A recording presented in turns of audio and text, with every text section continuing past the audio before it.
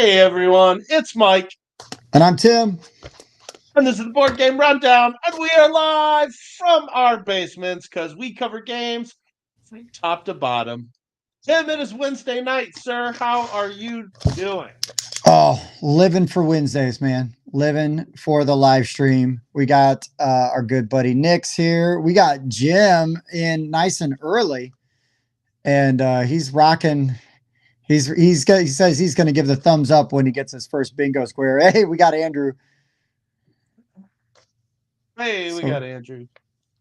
hey, we got Oh, Hanzo. yeah. Hanzo, Welcome.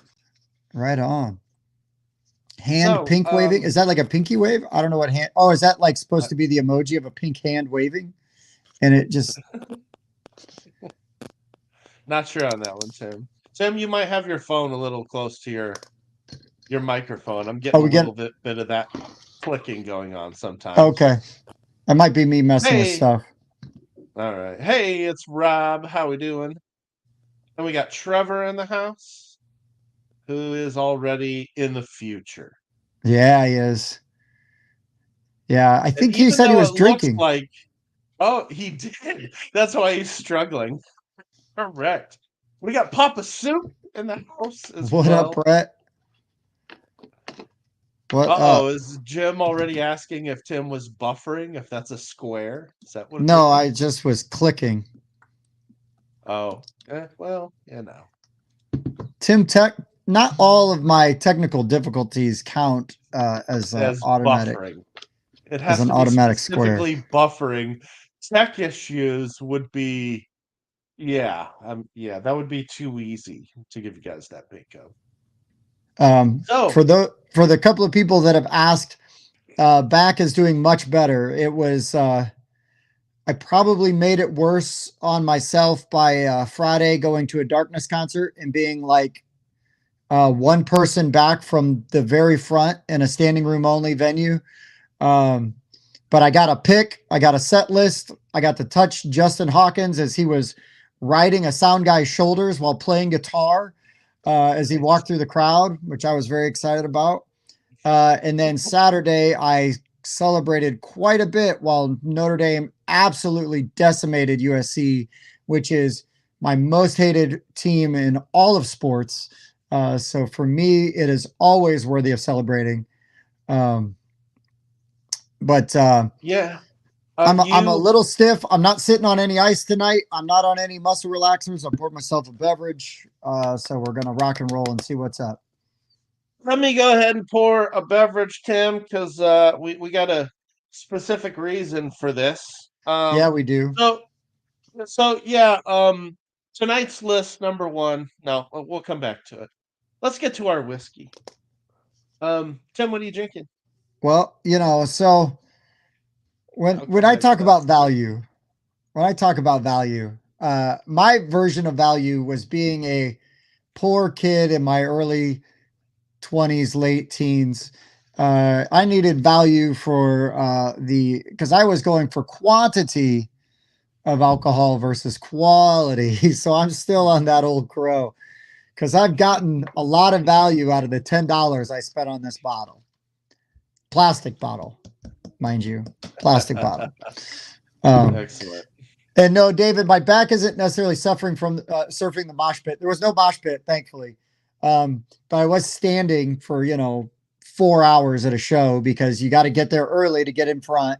And then you got the opening band, which was Paris Monster, which was like a two-man ensemble that I'd never heard of before, but they were kind of interesting. And then the absolute rock and roll sensation that is the Darkness. So that's when I got a little more rowdy. Um, but yeah. Mike, what do you got? What's your value whiskey there, sir? Sounds fun, Tim. Oh my So God. yeah, we're Live doing. music is so good, right? It really is. Yeah, I snuck in a small little show the Friday before I went to Alaska, and sometimes it just makes you feel alive. I'm already trying to look for another one to go to. I'm honestly eyeing that Metallica show at Ford Field in November. Oh yeah. I've still never seen them. I don't listen to them like I used to. but I used to listen to them a lot in Well, the sorry, they're only 90s. doing their songs from Saint Anger and up. You're not going to get any old. Oh, good. I don't hate Saint Anger. I will say that. I It's don't an easy hate it. target. It's an easy Uh, target. That's all. Death Magnetic is terrible, but Uh huh. I actually like several songs on Saint Anger.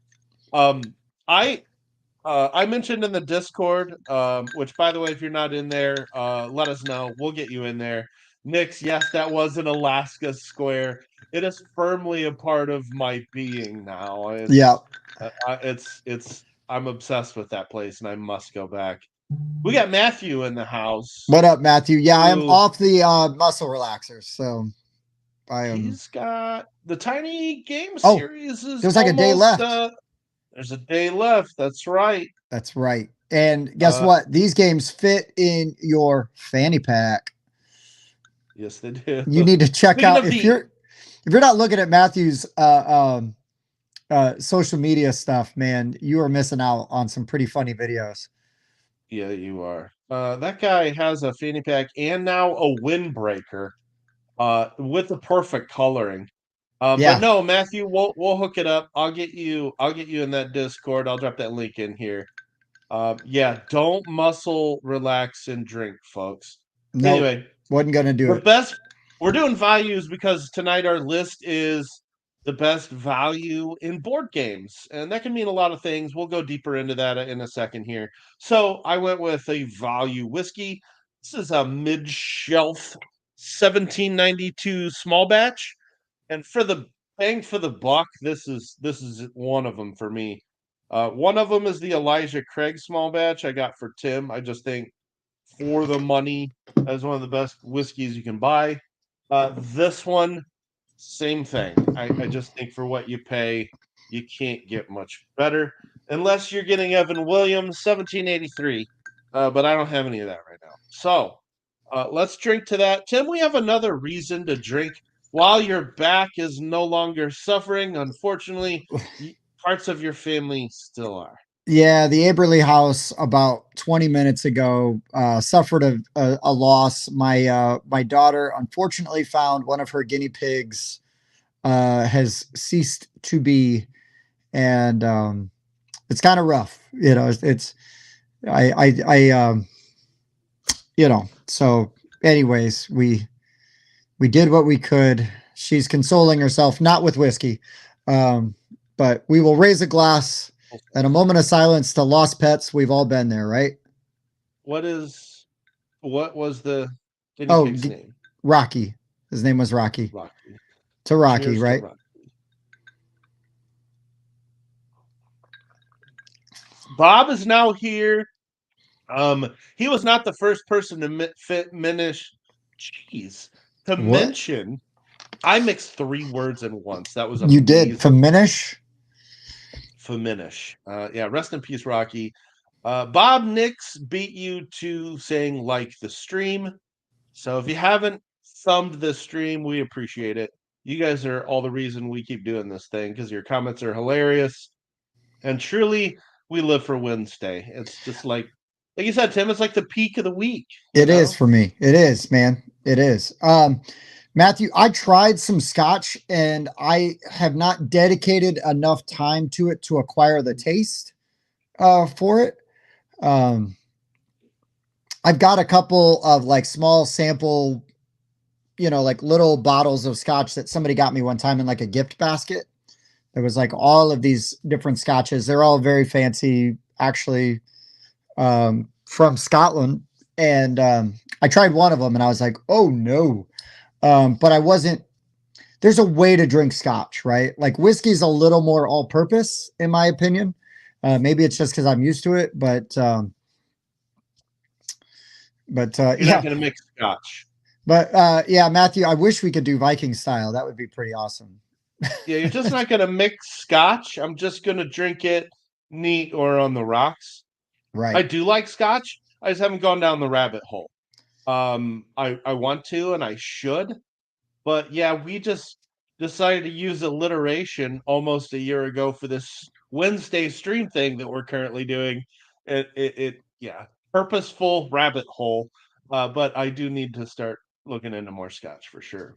But yeah, I'm not anti-scotch or anything. You just have to like you go into scotch with like a mentality, right? To me, it's also like drinking a brandy or something like that, you know, like uh but for the uncultured and uncouth swine that I am, whiskey serves its purpose pretty well. And like I Yeah. don't think I could drink like a cheap or a nasty scotch. Like like I can drink dirt whiskey no problem. Except for Jim Correct. Beam. For whatever reason, I don't like Jim Beam. Like I used to, but now I go back to it and it's way too sweet. Like I don't it's know. just There's like, something weird about it.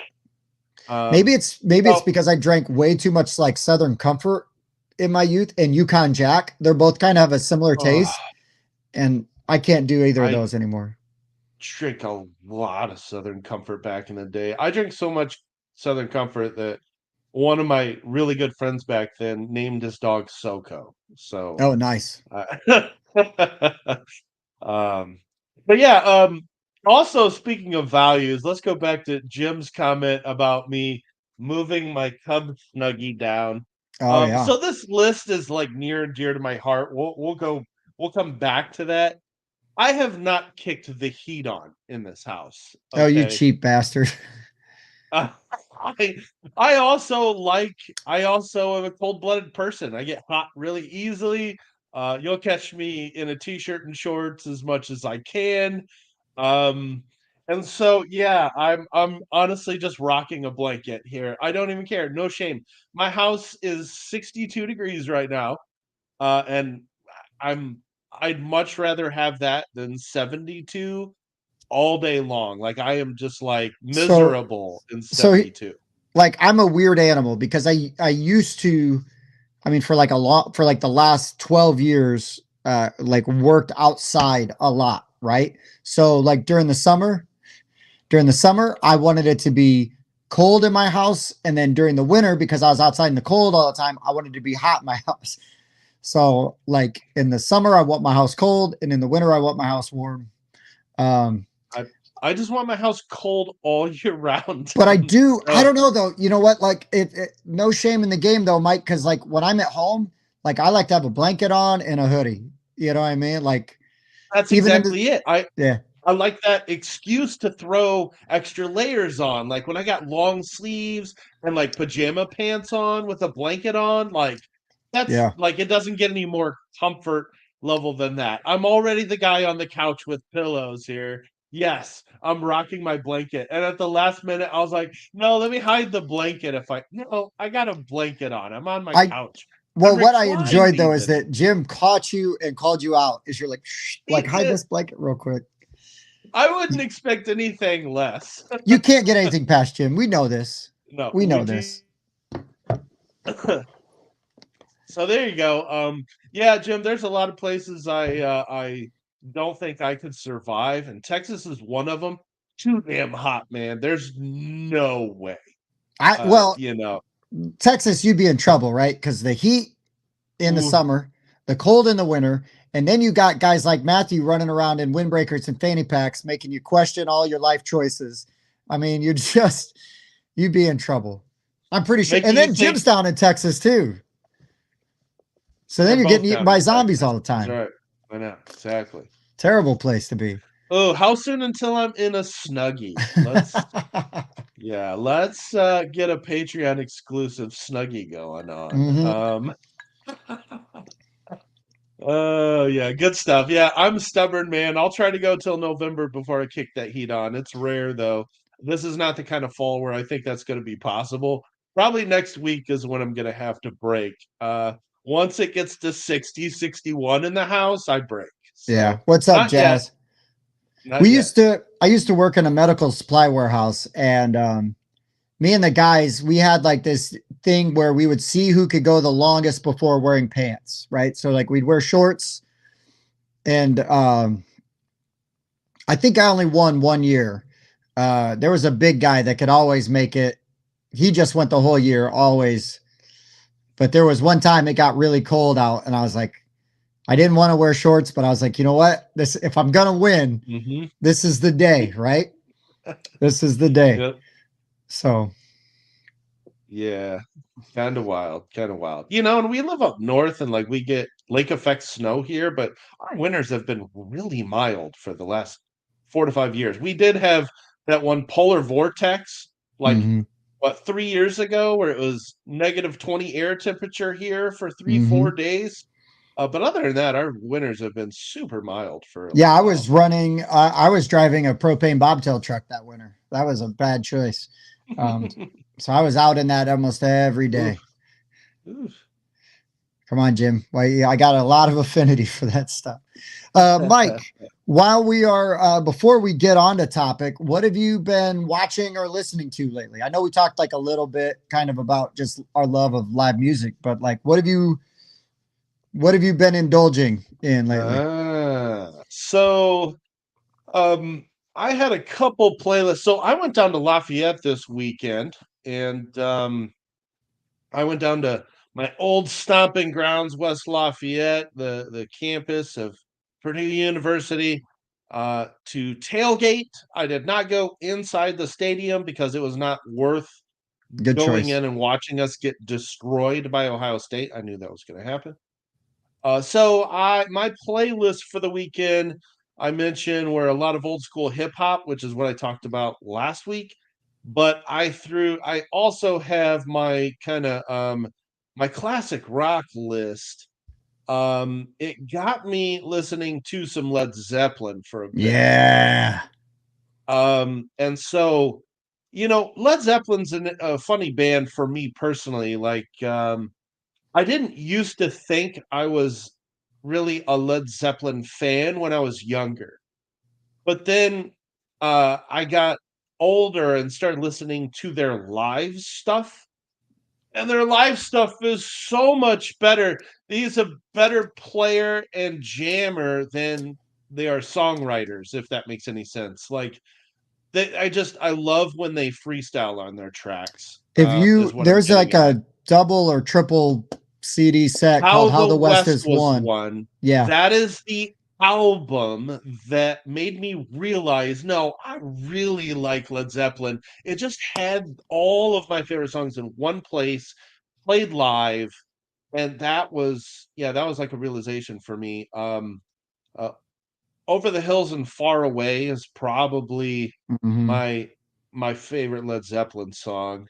Um, a big fan of Kashmir as well, and Ramble On would be another favorite of mine. So yeah, some Led Zeppelin, more CCR, of course, because Hmm. that's just one of my all-time favorites. I love Boston. A So all my classic rock playlists are gonna have some Boston. They're little more gonna than a have some feeling, Rush. and yeah. Yes, sir. Yeah, so there you go. Old school classic rock for me this weekend after the tailgating stuff was over. Right, right. So yeah, like after I saw The Darkness, right? Because I listened to that a lot leading up, kind of get myself amped up. And again, you think you love a band's music, and then you see them live, and like if they put on like even a halfway decent show, and The Darkness was an amazing show. Like just like the lead singer Justin Hawkins is like a real showman, right? You know what I mean? Like a real like it's why I love David Lee Roth Van Halen, right? Because like David Lee Roth puts on a show. Old school Axl Rose, right? High energy, crazy, high octane, good stuff. And so, but anyways, so I shifted some gears and was kind of going through some old music, and I kind of rediscovered um two CDs that I just used to listen to front to back nonstop. One is the Train Spotting soundtrack, which is awesome. It's got a lot of Iggy Okay. Pop on there, and some Lou Reed and some other stuff. Really good. And then the other album though is a throwback to like '90s punk rock, Rancid. Out Come the Yeah. Wolves. No Man, that effects. no, I didn't listen to No Effects. I listened just to Rancid. Okay. And Nice. I just, Rancid's good stuff. man, I just Ruby was like Ruby Ruby Soho. Soho. Yeah, Uh-huh. yeah. Mount Olympia. Just so many good songs on that album. And it was just like, it was Was like a time bomb. it just came off like I was just listening to it, and and then I even went back and started listening to like some Clash and some Sex Pistols, because Oh wow. I wanted some more like hardcore punk. You know, I say hardcore punk Yeah, rock, but like classic OG punk. punk rock. Uh-huh. We're not going Any like Skinny Ramones Puppy in and stuff there, like that. Tim? I didn't hit up the Ramones, but they very easily could have been on the playlist. Nice. Uh, but yeah, so I was hitting that stuff up pretty good, and then I've continued binging horror movie stuff. I did take a little break to rewatch the Notre Dame USC game because it felt so good. It still feels good, even the second time through, and I knew it was going to happen. It's even sweeter to make Caleb Williams cry. But I watched all of the Fall of the House of Usher on Netflix. The new Mike Flanagan series. Strong recommend. Super good. Really solid. All basically based on, I don't want to say based, influenced and references Edgar Allan Poe stuff all the way through. So it's just sort of like if they took all the Edgar Allan Poe stuff, kind of threw it in a blender, and then made this contemporary sort of, 8-part Netflix series out of it. But really solid, some legit scares and some good tension and a nice little mystery to it. There were some things that I figured out because I knew the stories, but that's okay. I didn't care because it was still satisfying, right? I just started watching. I haven't finished it yet, but there was a movie that I've always kind of wanted to see. I've seen like the VHS box case for it for ages. And that's called The Living Dead, or no, The Video Dead. So I don't know. It's like these zombies come out of a TV. So we'll see where that goes. I watched a classic from the 70s called Demon Seed. So Demon Seed is based on a Dean Koontz book, but it's made in the 70s, and it's like if your house was run by Alexa, but then decided that it wanted you to have its baby. It's weird. And really, really trippy, man. Really trippy. But I like watching some of the. Here's the thing: is like I either like high level cerebral horror, like some of the newer stuff that's out now, like Hereditary, and I would even say It Follows and like Don't Breathe and stuff like that. Or I love the hacky 70s and 80s stuff where, like weird high concept kind of stuff, like again, Demon Seed, for example. It's not the best movie. It's really not even that good, to be honest. But like I had to see it because I knew the premise of it. And it's like, I got to see this thing just so I can see it. But there's legitimately some like really good and fun 80s, and horror movies. It kind of goes dry for me in the 90s. There's a few exceptions, but most of the ones I like in the 90s are just schlocky bad, like Frankenhooker and things like that. But we did decorate David for Halloween, but we can't go like too crazy with it because my son will get too freaked out. So we do like fun kind of stuff. The newer Texas Chainsaw Massacre. Yeah, it's not too bad. It's decent. Barbarian is excellent. That's one that I like because it's just so weird. You don't know where it's going.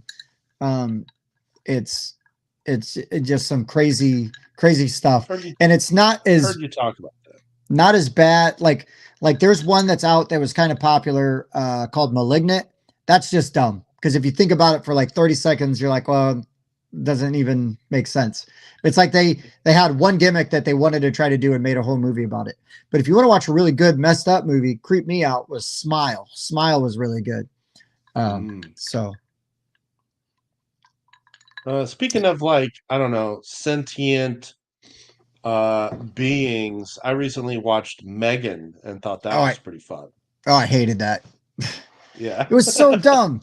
Here's my problem with Megan. You get ramped up for some potentially really cool stuff. Like when she kills the neighbor, like, and there's some stuff going on. And then like they don't do much else with it. Like it could have been goes away. Yeah. It fixed the glitch. Yeah, I don't know. It just could have been better. And then like it could have been better. I was disappointed. Everybody, oh, I love Megan so much, and I'm like, it's just for that one meme of her dancing. You know what I mean? Like before running down the hall or whatever. It's like, okay. Yeah, Event Horizon. I saw that in the theaters. I enjoyed that quite a bit. Hereditary is incredible. I absolutely love that. Super suspenseful, but also some legit horror in there. But I also like In the Mouth of Madness. I believe that's a John Carpenter one. Super fun, kind of mind trippy, but really good. There we go. Abbott Costello Meet Frankenstein. That is a classic. You cannot go wrong with that. I will always recommend and watch that. That's super fun. I haven't gone back. I did a couple years ago. I did like a rewatch of all the original Universal monster movies. Dracula, Frankenstein, Bride of Frankenstein, Wolfman, The Mummy, Nice. and stuff like that. But yeah, anyways, it's a really good suspenseful horror movie with some really good, some amazing tension. Like there was, was The Quiet Place. I think that's an underrated movie. Really intense and super fun. Guy is a machine. Not In the Mouth of Madness, Bob. I don't know what you're talking about. Are you thinking of Videodrome? Oh, Lord of Illusions. Also, the guy's not a machine, but yeah. So Nick's I guess I grew up on a mix of the classics and the slashers because I would watch the classics with my dad, and then I watched the slashers with my older sister. So with my dad, I'm watching the old horror movies and Hammer Horror Movies, which was a production studio in England that put out a ton of movies with Peter Cushing and Christopher Lee, right? Very gothic stuff and really fun, really good. And then and then like Night of the Living Dead and stuff. But then my sister, who was 9 years older than me, so like in the 80s, she's a teenager, you know what I mean, and get ready to go into college. And so we're watching Friday the 13th and Nightmare on Elm Street and Halloween's and all that stuff. So, I just, there's room for all of them in my love of movies. When I was a kid, my uncle introduced me to, I preferred the Jason movies, and I don't know, I enjoyed the Chucky movies for whatever reason. Yeah. No. Not saying they were as good as like I didn't like Nightmare on Elm Street as much. I much preferred Halloween and Friday the 13th. So I mostly started with those. Yeah, unfortunately I've fallen off a lot since then. Well, I mean, it's all like up to preference though, too, right? I mean, some things just appeal to you. Like sometimes I'm in the mood for a Chucky movie. I used to love all of the Nightmare on Elm Streets, and then I just kind of got tired of them. And now when I go back, I only go back and watch like the first two before he gets like too jokey. Number two is actually just kind of so weird that I like to go back and watch it because you're like, this is a movie. And I think the first one has like some legitimately like scary stuff. And actually I kind of like part 3 too, but then he gets a little too hammy for me. I love the Friday the 13th movies. By no means are they amazing plot, suspense and everything, but I just enjoy them. Friday the 13th part 6 is one of my all-time favorite movies. It's just bananas. It's just bananas. It is like high octane Jason. It's really crazy. Those movies aged much better than the Halloween movies did. The newer Halloween movies have been very subpar. I love so here's the thing is I love the very first Halloween. I love the remake, the most recent sequel, which is just Halloween again, right? But it's like instead of Halloween 2, it's the new one. And then that trilogy is okay. But I hated the Rob Zombie ones. And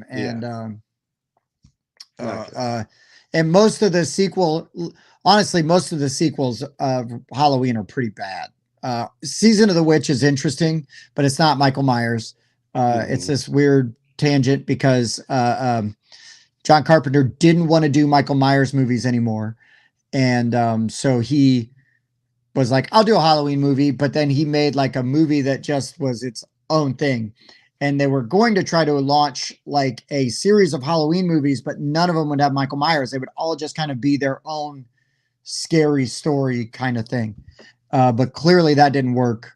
And then they went immediately into Halloween 4. And then they started doing like the weird Cult of Michael Myers, Cult of the Thorn stuff. Speaking of, I'll go back to Rob Zombie. How are you with a House of a Thousand Corpses and Devil's Love Rejects? House of a Thousand Corpses. And then after that, I'm kind of done with Rob Zombie. I don't know that I like any of his other movies. I really enjoyed Devil's Rejects, but yeah, I mean it's not as good as House of a Thousand Corpses. Well, I mean, Devil's he Rejects created- kind of just turned into like a hillbilly action movie, and I didn't like any of those characters. So I'm like, I couldn't really pull for any of them. And I think you have to be pulling for the Firefly family to enjoy it. So if you were pulling for them, you're in, right? But like for me, I'm like, oh, these people are really fucking annoying. And I kind of liked it when they were. I kind of liked it when they were like the scary side characters coming in and out. But when you're spending all the time with them, it sort of demystified them a bit for me. So it kind of lost some of the shine. But I don't like, I would never argue with you over the movies you like. It's like, you like what you like, man. You know, so it's kind of like board games. Sure. You know, because I love tons of terrible movies. I mean, I did just say that I really enjoy a movie called Frankenhooker. Okay. That's this guy whose girlfriend gets run over by his automated lawnmower. So he tries to reassemble her with parts of dead hookers, but he can't bring himself to like kill the hookers. So he gives them crack that they smoke that makes them explode. And then he gathers up all their body parts and stitches them together. I need to see this. But because she's made out of hooker body parts, she wants to go out and be a hooker. So. Oh man. Oh, that's Bubba right. Hotep. He was. I love Bubba Hotep. And yeah, Dwight Schrute was in House of a Thousand Corpses, along with Chris. What are you doing asking all these dumbassy questions? And that's what I just love, Captain Howdy. And I was like, Captain Spaulding, maybe one of the more iconic horror characters ever created. Captain Howdy is from The Exorcist. Captain Spaulding, he's the man. I love that dude. Yes, he was great. Man. Sid Haig, he was great. Tim, I know you could go until midnight doing these. I'm 1,000,000% good. I'm 1,000,000% good. We do have some board game values to get into. Surprise, we're going to do 10 of these. We're not going to spend a whole lot of time. We're not going to spend as much time on each of them because really what we're talking about is the value of these games, you know, and why they're valuable, which I'm sure we'll get into here in a second. But there's a lot to choose from here. So we just decided to run with 10. So you know what, Mike? It's like they're getting more value out of this list because they're going to get twice as many games. Wow. I'm going to drink this value whiskey to that. Yeah. And hey, Matt, my daughter, who is 11, has asked me to take her to that Five Nights at Freddy movie. And I told her I would. So it's going to be our first horror movie in the theater. So we'll see what happens. I kind of am like, are you sure? Because we can watch it at home because it's going to stream on Peacock. She's like, I want to see it in the theater. I'm like, okay. I always, as a kid, loved going to see movies in the theater with my dad. I'm going to carry on the tradition, scary movie or not. And yeah, Five Nights at Freddy's, I think I played it on, God, I might have played it as like on a PlayStation or Xbox or something when it was, you know what I mean? Like you get those cheap games that you can put on your things. And yeah, Chris, I'll second that. I am a terrible father. Oh, wow. All right. So 10 games, and I've got more than that. We'll have honorable mentions. We're even going to do dishonorable mentions as a spoiler. So this list idea tonight is actually is going to be churning out 3 total lists for us. So tonight we're doing uh top 10 board game values that are just regular size games and up, maybe up to big box games. But then next week we're also going to do at least top 5 small box game values because I mean like we could it was like, how do you choose between small and regular box? Like the small Mhm. games are always going to have better value. So we just said, there's enough here. Like I have 20 of these regular ones. I when I go down the small box list, I'll have like 30 there are so many. So they had to Mhm. be a separate list. Mhm. Um so stay tuned for that one. But we're also going to be doing worst value games or our sunken cost list, as I will. So we're not going to give away a whole lot of those tonight, but we're going to mention a couple, and then stay tuned. Next month we will do. It's going to have to be next month, but we're going to do a sunken cost shelf of shame type of list as Yeah, I well. mean, there's only like 2 weeks left in this month, right? So like next Yeah, month's show will be 3 Wednesdays from now, right? yeah. Isn't that like the first or something like that? We only have one more Wednesday this month. Yeah, the Yeah. first is 2 weeks from now. Yeah, Yeah. that's Wow. crazy. It's going fast. So it is. So anywho, Tim, why don't you go ahead and tell us what makes a game have value? What gives you bang for your buck? Okay, so for me, if a game's gonna have value, it's not just because I know everybody was like, "Oh, Cthulhu Wars be on Tim's list," or at least I believe Jonathan tried to say that, and I had to shoot him down because here's the thing: is I spent a lot of money on Cthulhu Wars. I had to play that a lot of times for that cost per play to bring it down. This list is more like we're going to play it a lot because a lot of people are excited about it. It's going to get you into it when you play it. It's going to pull you in. You're going to want to play it a bunch. But at the same time, it's not always the same game every time we play it. It doesn't have to be that it's always asymmetric or things like that, but just maybe a little bit of variety in that box, or the replayability is really high because of the way that the game plays, or the strategies you can use are interesting and you can change it up. Um, I already don't love a ton of games where there's always the right move, like for the first 3 turns, and then after that, you kind of have to play your opponent. If I wanted to do that, I would just play chess. I don't want to play chess. Uh, I don't want to play Agricola. You know what I mean? Like I want to play games where there's some flexibility, and you can kind of shoot from the hip sometimes because I like doing that. I think it's fun to try to be versatile. So these games, I think, all have a lot of versatility or like a hook to kind of bring you back in, as Blues Traveler once said. As John Popper once said, the hook brings you back, right? The hook brings you Mhm. back in. You want to play it again, and so that's You kind ain't of what telling me no lies. that's it.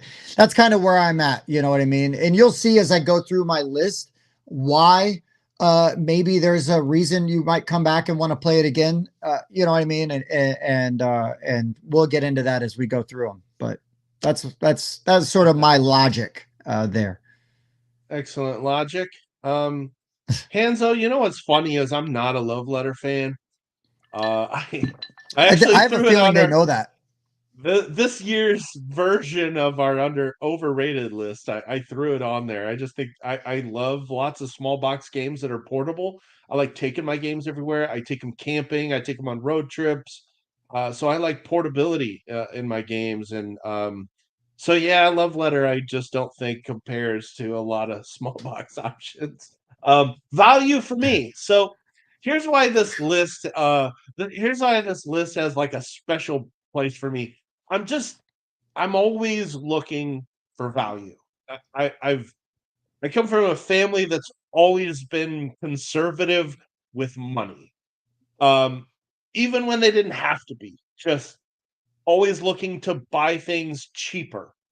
And I still do that with everything I buy. Now, not always, because my theory is the more frequently I save money in my regular day-to-day expenses and necessities, the more when it comes to doing something big, or like a trip or an investment, I just feel like I'm going to have extra money to do that stuff.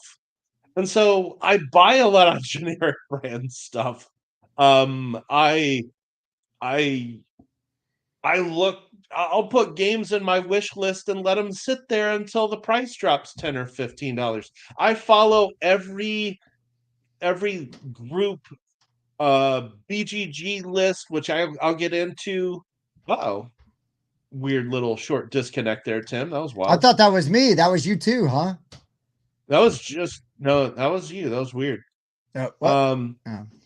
I follow groups and BGG lists that tell you when prices drop on games. Every time there's like an Amazon sale list, I'm just like ready to pounce. So yeah, and that's an interesting thing is because I'm also in sales. So I've been in sales for a long time. And so I'm always trying to get people to pay a little bit more, or just say yes and sign the dotted line. And yeah, board games also happen to have these mechanics where you're finding values and actions, or you're appropriating a cost for an action.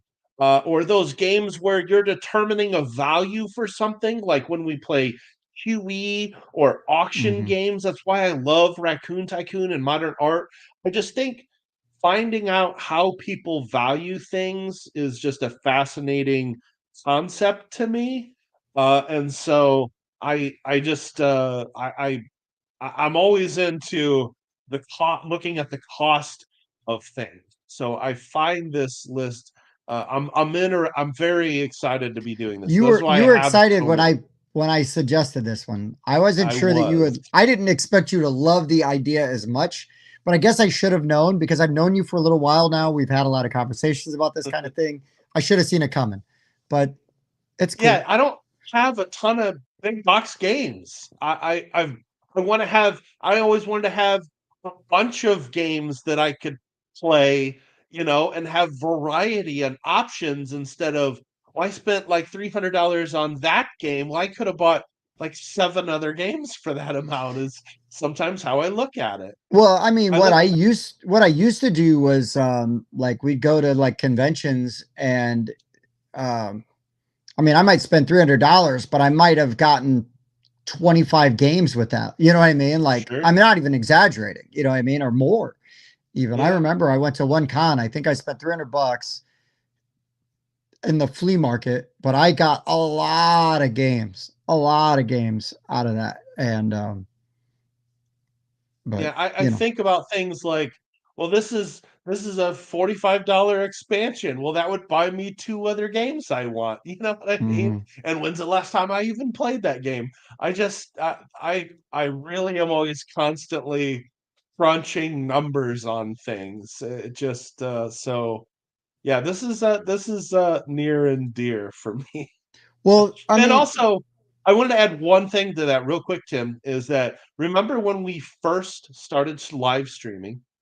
It was almost a year ago, by the way, which we need to do something special for that. we When we hit should. a year of doing this, we're gonna do something cool. We'll figure it out.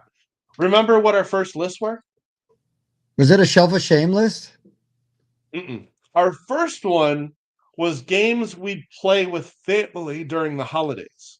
Okay.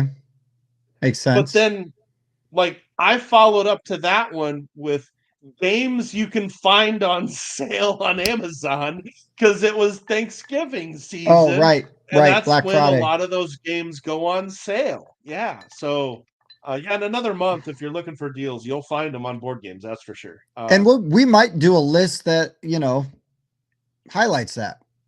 Why not, Yeah, right? we probably will because I think I got a lot of views on that. It was like one of our first streams. But yeah, Chris, I'm economical. I you know I live under my means, so that when I want to pull the trigger on something, I don't have to stew on it as much. So that's why I Uh, have my wife to kind of rein me in. I grew up without any uh, money. So then when I got money, I didn't know what to do with it. You know, I was like Michael Vick. I was like Michael well, Vick. I wasn't beating dogs or anything, but I just, you know, was spending money on stupid things. So I have found that the people that seem like they don't have that much money often are the ones that do. And they do because they decide where to spend their money. Hmm. And that's, you know, Well, why someone frugal like my dad can retire at 62, you it's know. funny So because one of my very good friends to this day, actually, we went to see The Darkness together. He was, he's like, Tim, rich people are rich because they don't spend all their money all the time. Now, he told me this back in high school, and I was sure, like, he was ahead yeah, of his you're time. right. And now I'm going to buy 2 games for my PlayStation because I just got my Right. paycheck. And he's just like, okay. Delayed gratification, my friend. I've gotten much better at it. I've gotten much better. Uh, but like a lot of things, wisdom comes with age. Oh yeah, that is 100% true. So that being said, now that we have stalled this long, let's actually get into this list. We decided to go 10, so we're really gonna have to buzz through these, but that's okay. So all right, our 10 best board game values, starting with Tim's 10.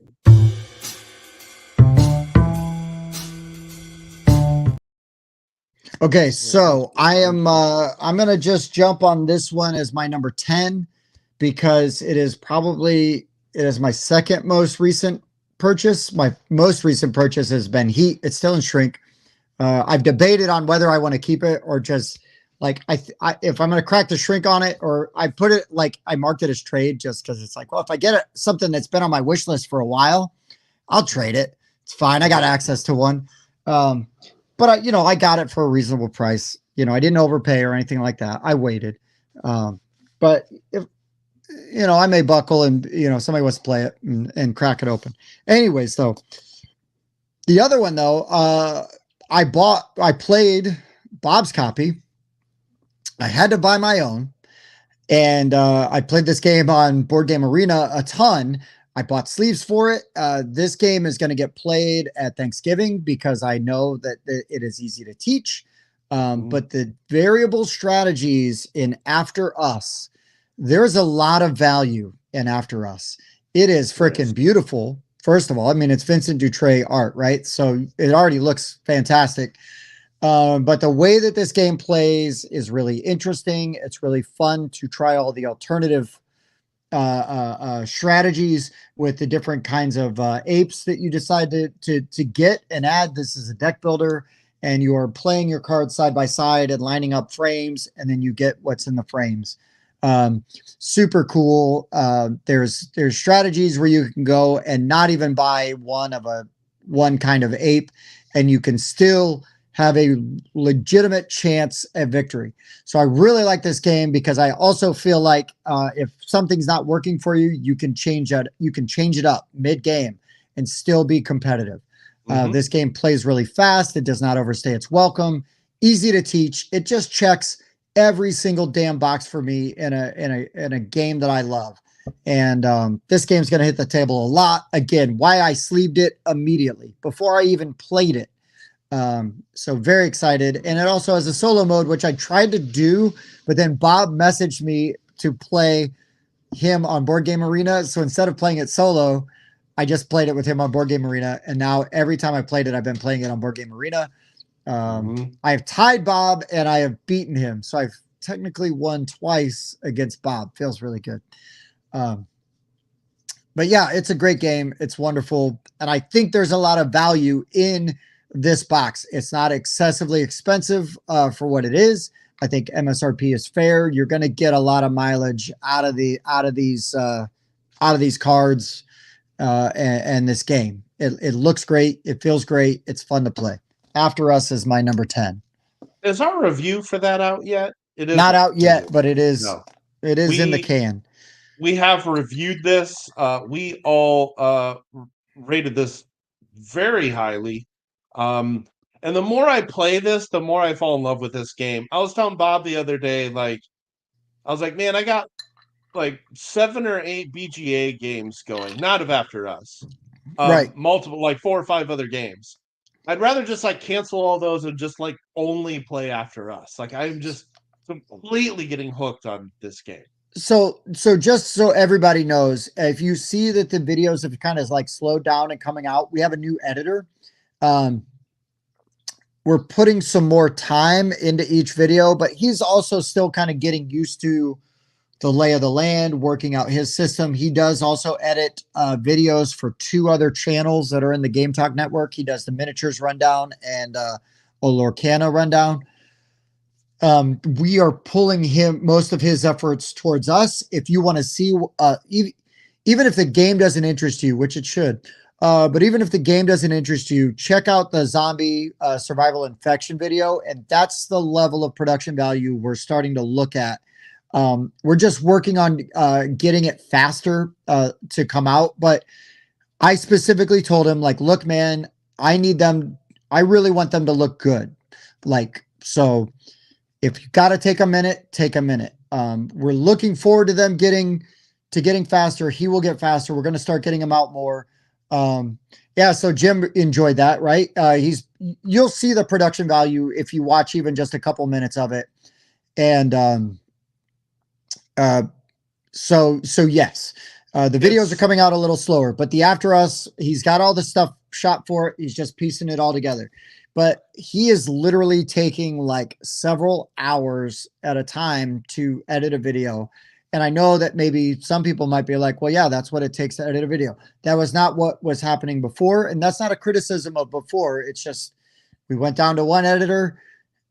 This is who we've got. This is his style. I'm very happy with it. And I feel like the higher production value is going to be totally worth it. Well, I just want to say it's the first one. Well, he did another one, but it was for that Nosh game. Oh yeah, we did Nosh, but Nosh was different. This is really, Nosh was a little different, more casual experience than for us core type gamers. But as far as like the games that you guys and we like to talk about, it was the first one he edited, and it objectively looks better than anything else that we've put out. I mean, it looks better. It sounds better. It's great. He crushed it. There's more B-roll in that video than there's been in anything we've done the last 6 months. Well, I mean, frankly, the really awesome thing about it is you see more of the game than you see of Bob and I talking about the game. And it's not that Bob and I aren't beautiful and, just absolute studs that everybody wants to only look at. But when you have a game with the artwork of Zombie Survival Infection, I mean, really, it kind of even outshines Bob and I. So we have to really put as much focus and highlight on that as we can. Wow. But there's also some pretty fun sounds in the background and everything too. If you're really watching the video and paying attention, there's some zombie moans and stuff like that going on. Production value was really cool. Other Mike was killing it. So yes. Okay. My number 10 definitely could have been higher, but I kind of got to where I'm like, all right, I just need to start slapping these on here. That's true, Andrew. I need to just start slapping these on here and get this list together. I have too many. This is one of my favorite games from 2023. It is going to win some Game of the Year awards. But you can easily find this game for $35 to $40 online and less than $50 retail. And I bought it as soon as I found it, and that is Earth. I know Earth. I know Tim loves After Us far more than Earth. Oh yeah, it's a lot closer for me. I'd still lean towards Earth over After Us. So I just want to say Earth has 283 cards in it. That is a lot of cards for a $35 to $40 game. And I love this game. It supports up to 5.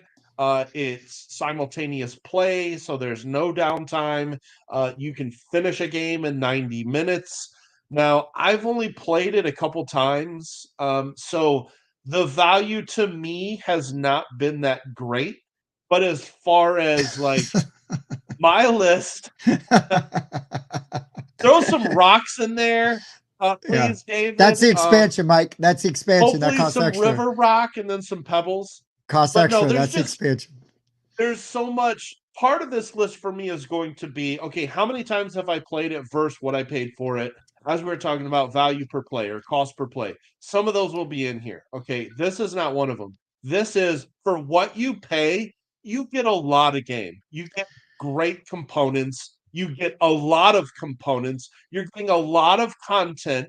And you could play this game 20, 30 times and not feel like you need an expansion because it has 283 cards in it. Earth is 100% a wingspan killer for me. I think Earth is really good. I don't know that I would rush out and buy it because it doesn't hit me like it hits you, but a lot of people love Earth and they're not wrong. You know, it's really solid. It's a really fun engine builder. Yeah, it's I enjoy it quite a bit. I like the spatial part of this game where you're building a 4x4 and your cards can trigger diagonally or by column or by row. And I like how you're kind of building this spatial puzzle of cards. Mhm. And just how fast it plays, man, and just the build up once you've got cards in your tableau and you're firing off 4 or 5 cards in a turn, it just feels really good. I also really like building up the little plants on your The tableau sprouts as well. I or enjoy that. I think that's, yeah, growth, the growth. yes. Those I think wood that's really tokens cool. that you get those for that, are excellent. They're well executed. They stick together well. And there aren't a lot of games where I would say I'm okay with photography over art. But if you're going to take photos of planet Earth, I'm in. This is Yeah. one of the most amazing places on planet Earth right here. This is in Iceland. And this game is chock full of Mhm. incredible nature photos, and I'm absolutely a sucker for that. So I think for what you pay for Earth, you get a lot of game, and it's fantastic. So Rob, yeah, I guess I don't know. For me, I think I was just also kind of over Wingspan, so I was ready to be ready to have a fun engine builder that could kind of replace it for me. Um, Chris, Red Rising. I didn't love Red Rising near as much. I would rather play Fantasy Realms, and over both of those, I would rather play Marvel Remix 100 times. And I love Fantasy Realms. I do think Red Rising is kind of interesting, but I don't care about the IP, so maybe the appeal isn't there for me. You know, like the extra level of appeal. Um, but yeah, I mean, there's value in a game like that. But for me, I would pick Marvel Remix. And spoiler alert, that's in a small box. So just saying. Um, Yeah. And Andrew, I already heard that there's a sequel. He said there's a sequel to Earth called Mars coming. I already heard there's a sequel to Mars coming called Venus, but it's too hot to talk about. oh damn! I thought that was Mercury. Well, both of them, Well, but Venus is did you know the incredibly hot one as that well. they canceled and then they announced, then they canceled it, and then they announced it, and now nobody knows what's going on with it, and that's Pluto. Well done. Well done. I had to walk a little bit Uh, for that one. I had to go. Yeah, wow, you walked it but out all right. we did. We All did. right, Yeah, Tim, we Mercury. got 10 of these to do. So unless we get moving, we're gonna be here all night. So let's get to I don't give number a shit. I'm nine. here for it, man. I'm here for it. Oh boy, I know. Too fun. All right, number 9, value games. Go. Okay, my number 9 is nice and easy, and I can be a little quick about it. This is maybe the most expensive version of Catan other than the 3D one, but this is 1,000,000% the best version of Catan. And I think you'll get the most miles out of this because even hardcore Catan fans are going to love Catan Starfarers. This game's so cool with the variable map setup and then the events and the way you can customize your rocket, the table presence. You're going to get this played. There's a lot of value in Catan Starfarers. This game is badass. It's really good. Oh, yeah, Matthew, Yeah, we got into the value games. Finally. My number 10 was After Us. Uh, My is that number eight? 10 was Earth. Also, we're doing medium box games to large games, Right. and small box games will be next week because there's small box games are always going to be more value per dollar. Always. Yeah. So it's a whole different. It's a whole different thing. But Next Catan week. Starfarers, super good. Again, it's a little more expensive than regular Catan, but you're getting these big old rocket ship things, and you're getting these modular pieces that you can plug into it. The game's badass. It's really good. It takes most people are kind of familiar with Catan, so it takes that and it just pushes it up to the next level, actually into the stratosphere, and then out into space. But Catan Starfarer is really good. There's a lot of value in that box because it plays really well. It doesn't overstay its welcome. It plays faster than regular Catan, and there's a lot of really interesting choices to make because you get the encounters and everything. So that makes it even more fun, and people are going to want to go back and play it again. Starfarers is my number 9 on value. I think it's excellent, and it's 1,000,000% worth it. So that's my 9. I Yeah, went fast. this one is a little pricey though. You can't get it new for really less than like 79. Yeah, You can get used copies for like 45, $50. That's not bad. yeah. And the components look great, so I still haven't played this one. I Yeah, need I to. don't think I you can love play originals. Starfarers first and go back to regular Catan and be okay. And yeah, Mars ain't Yeah, the kind of place to raise your kids. that's true. I love In that we're fact, still it's doing these planet puns. I would cold expect as hell. nothing Yeah, less. we're not gonna. I mean, it's Elton John. We got to keep going with that. But yeah, Catan Starfarers was my number 9. I debated because it's a little more expensive, but I really think that it's worth the investment because I mean, when I first got into the hobby 12 years ago or more, I played a lot of Catan because I thought it was really interesting. But I played Starfarers and it's like, holy crap. Like, I mean, we've even talked when I go back and I bust out my Catan 3D because I have one. Ooh, you can kind of see it right there. I want to modify the Starfarers rules where if you're below a certain victory point level, you're going to get resources every turn. Because that speeds the game up and it makes it more fun because you're always still getting stuff. Anyways, Mike, please go on with your number 9. Jeez.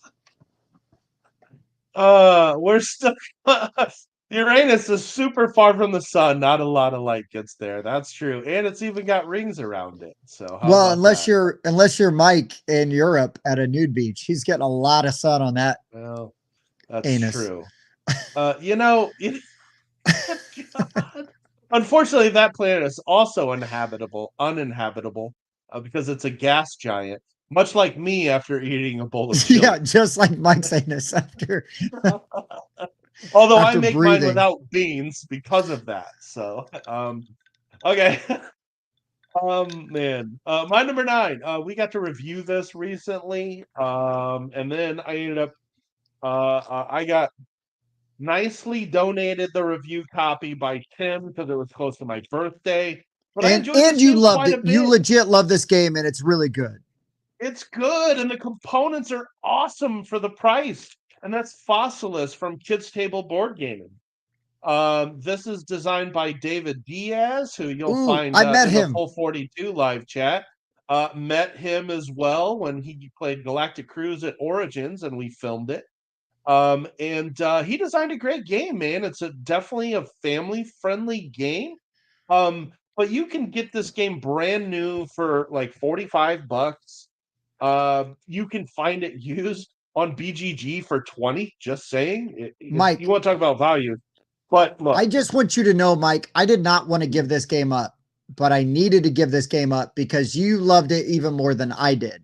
And the tactile experience of this game is not gimmicky. It is enjoyable and digging. They give you tweezers, so you're taking these like land tiles, yeah, and yeah. you're taking these land tiles. You got to push them out of the way. You have to move them, and you move them out of the way. You slide them off this board. And these things, by the way, think of the tiles you get in Azul, but like 75% bigger. Okay. And That's how also a high game that's like quality 100% better. Sorry. that's how high quality these are. And they give you like obviously enough to fill that with like 3 layers even, but you're pushing that like dirt or earth, if you will, out of the way. Then you're going to take these tweezers and you're going to actually extract the fossil out of these crevices that you've uncovered. And digging the fossils out is actually super satisfying. Oh, dude, I it's so really good. thought it was like this gimmick, but it feels really good. It's not that hard to pull them out. The tweezers work really well, but you're actually extracting fossils out of the ground. Meanwhile, you got this really cool set collecting game that you're playing where you're trying to get different icons on these tiles that allow you to get like bonus cards that may give you like different ways of scoring, or they may allow you to attract dinosaurs, which you got different fossils that you're trying to pull out of those crevices. And as you do that, you'll get more dinosaurs. And the more dinosaurs you get, the more points you score, of course. But there's different kinds of fossils that you're looking for. And so you have to uncover them first because you don't know what's under there. I also like that element of surprise. I like that in games where I'm like, okay, hopefully I got stuff I can use under here, slide it off. Okay, what's in there? Sweet, I got a skull next to me. And that's like the one that's worth the most points. I just love that, kind of not sure what's underneath me. Suspense in this game. It's fun, good set collecting, amazing components. And this is easy to get to the table. You can teach this to kids and family members. So Hmm. that's my 9, Fossilis. Man, that's a great pick. I'm really glad you love this game. I really didn't want to give this game up, but uh, it's really good. It's really good. I'm glad you loved it. Sometimes, we get review copies of stuff in, and I can't just keep everything. I want to. Well, I want to keep most games. But I've been really making myself, and Mike, like Fossilis really hit with Mike. Like really, it was clear. And it was like the week of his birthday. And it's like, okay, like I have to give Mike Fossilis. Like I have to, because he loves this game. Again, it's staying in the family, right? You know what I mean? Like it's still Oh there. yeah. I guarantee you, if I rolled into Mike's on a game weekend and I go, Mike, we're playing Fossilis, he's gonna be like, yep. And Yeah. It's no kind of one problem. of those, I'm starting off with 2 games that I call anytime, anywhere. You say, hey, I want to play this game. I am down. Earth and Fossilis. Yeah, absolutely. I would just always be in the mood to play those games. They don't overstay their welcome. Plenty of strategy, and they yeah, play quick. Well, you know what? I'll tell you the same for my 2. So actually every game on my list, I don't think I'd ever turn down playing. I Yeah. really don't. Mhm. Um, Um, I got one towards the top here that is sheerly just based on what you get for the money, but it's a situational play. sure. We'll Hey, get, that's all right. but most of these are anytime, anywhere games for sure. All right, let's get to number 8.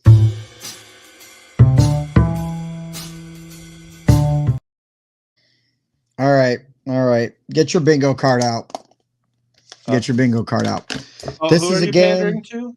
This is a game made by a friend of the show, but the Huh? replayability, Called it. uh, the the art in this game is great. I think the value is there. The replayability with all the different options, with the different objectives that you can pick. It's Vigilante by a friend of the show and genuine friend, Reed Mascola. Reed's game Vigilante. It's like a deck building game. It's a social deduction game that Bob even likes, and Bob doesn't like social deduction, but like this one, you're trying to figure out who's on your team, like depending on whether you're a hero or you're a mastermind.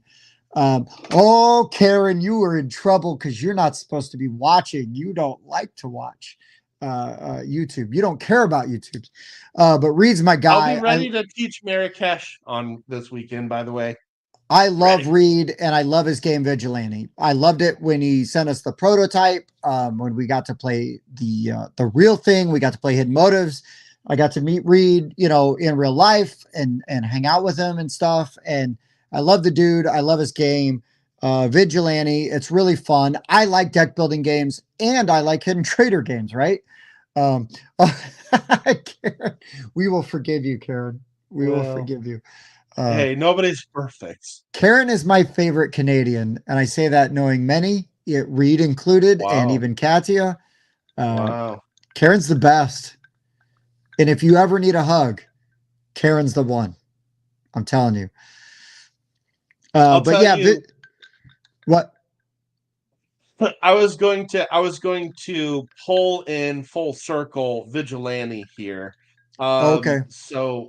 Vigilante, I played it for the first time at Origins and Reed taught it.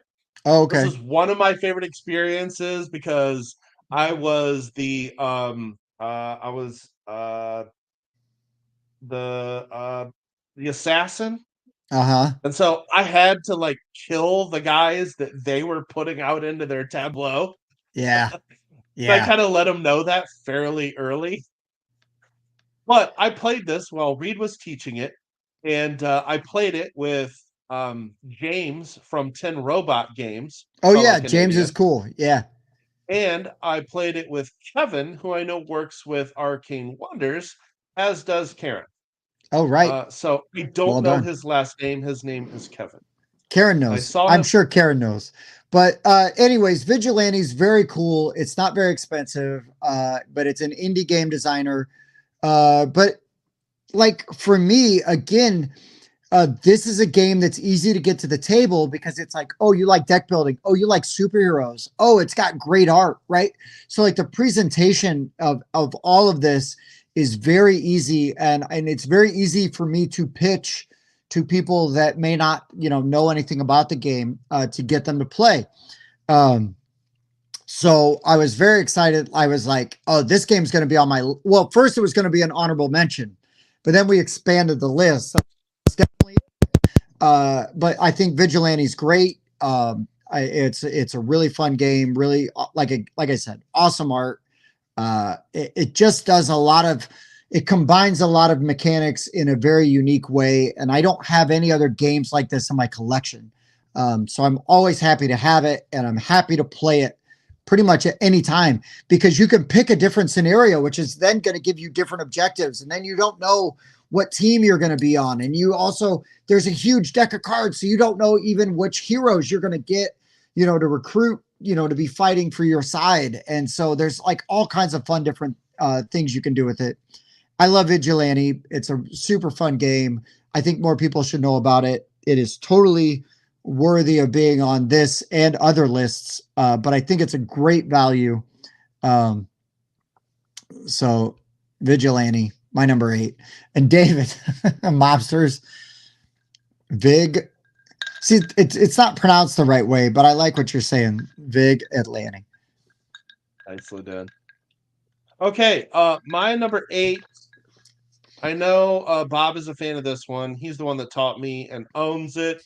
I don't own this one, but I've almost bought it a few times. But just again, for what you get in this game, it's Korra: Rise of an Empire. I want to play this game so bad, dude. It's really good, and you can get this game brand new for like $33 online. I regularly see used copies for 20 to 25 bucks. It's got a really unique action selection system. And the more like tokens you have of one type makes that action stronger when you select it.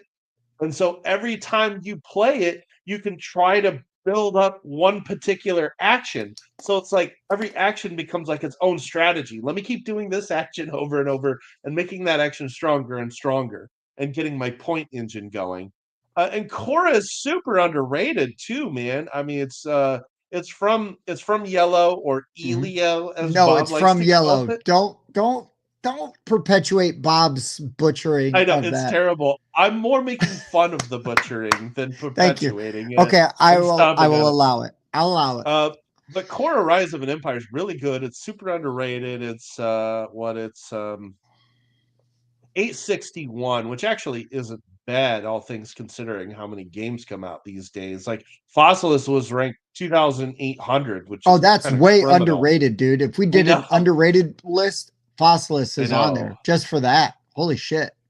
I know. These rankings of like 2 or 3 year old games almost don't mean anything anymore. But yeah, Core Rise of an Empire is really good. Bob's, I've played it a couple times at his house, and man, again, just if you want a good engine builder with unique action selection for a relatively cheap cost, definitely check out Cora. It's really fun.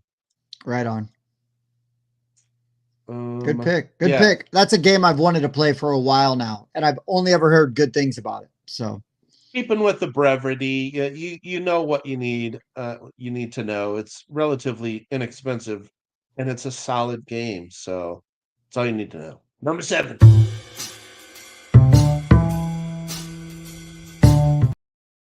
oh my gosh, number 7, I just got an expansion for. It is if there was this such a thing as Board Game Rundown trivia, this was one of the very first games we reviewed for Board Game Rundown. But man, this game's really good. And the deluxe edition is 1,000,000% worth it for the extra $20, I think, that you spend because it comes with sleeves. This game absolutely 1,000,000% buries a game, its predecessor, which was a game that I really loved, but was kind of mean and a little hard at times, Evolution. But Oceans is Mm. freaking fantastic. Get the deluxe edition. Oceans is so good. Get the deluxe edition because it comes with sleeves for your cards. It comes with the acrylic fish, which is fun. I just got my expansion for it like recently, like from Kickstarter, which adds some more cards from the deep. Oceans is so good. The replayability on there is off the charts because you're making a different kind of fish every time. And the second you can get into the deep cards, they're all unique. So now you're really just wrecking, like you're just getting completely different things. There's tons of player interaction because you're either feeding off of other fish, you're killing other fish. There's just so many things you can do. It's not nearly as mean as Evolution, but still just as good. Well, it's even better, honestly. Because in Oceans, what you're doing is you're assigning all of these traits to a fish, an underwater creature, and then but you're gonna have multiple underwater creatures, and then the food that they eat and then can hold, you then get to score points for, right? And so as those fish age and everything, and so it does all these really neat things. I am not a big nature theme guy, but man, Oceans is so damn good. It would probably be my number one nature themed game. I don't know if I said this when we did our nature list, but if I didn't, I missed it because Oceans is top notch. Absolutely love it. North Star Games. It's a few years old now. Like I said, it was new when we very first started the show. It's one of the very first reviews we did. Um, Actually, the game store owner where we film at, Mark, was making fun of us because we were gushing so hard. He's like, you guys were squealing like little girls over the components for the deluxe edition because it came with sleeves and the artwork is fantastic. And the acrylic fish are really fun. And for the value of the game, right? Like the price you pay, it plays at high player counts. It plays really good at low player counts. And it's still really fun. The replayability through the roof because you're going to get different experiences every time. Mm-hmm. The game is so damn good. Smash that like button, just like Nick said. Nix is on it tonight with those, man. Oceans is awesome. I'll fight anybody over that one. Oceans is great, and there's a lot of value in that game. Even if you only get the retail edition, that's fine. I'm saying it's worth springing for the deluxe because it's like $20 more. Totally worth it. You'd spend that much in sleeves for the game, but the other stuff you get with that, totally worth it. Oceans, so good. That's my number 7. You and Dan have really talked this game up. and I've still been hesitant to play it because of how much I disliked Evolution. Like, there's Oh, sure. engine building games, and Evolution is an engine destroying game, Well, and it's it's a so destroy your frustrating. neighbors. It's uh So Oceans is like Evolution with the engine building, but it's not near as mean as right. Evolution. So you're not Yeah. getting screwed over like you do in Evolution. I really Just like Evolution, but like for me, Evolution was I was the guy that would like get screwed over, and then I'm like, well, I could do better, and I want to play it again because this time I'm not going to get screwed mm, over. And then I get screwed over, and I'm like, I'm going to play it again uh, because this time I'm not going to get screwed over. You know what I mean? Like it's like a then bad somebody gambler where you're but throwing then good somebody money draws after the bad. Predator card before you and your engine's toast. Like, it Right. just Right. Oceans flawed. fixes all the problems with Evolution, but it lets you and still enhances the experience, and you still get to play and build all these really cool, unique engines and that are really satisfying without feeling like you're getting dicked over like you did in Evolution all the time. So Constantly.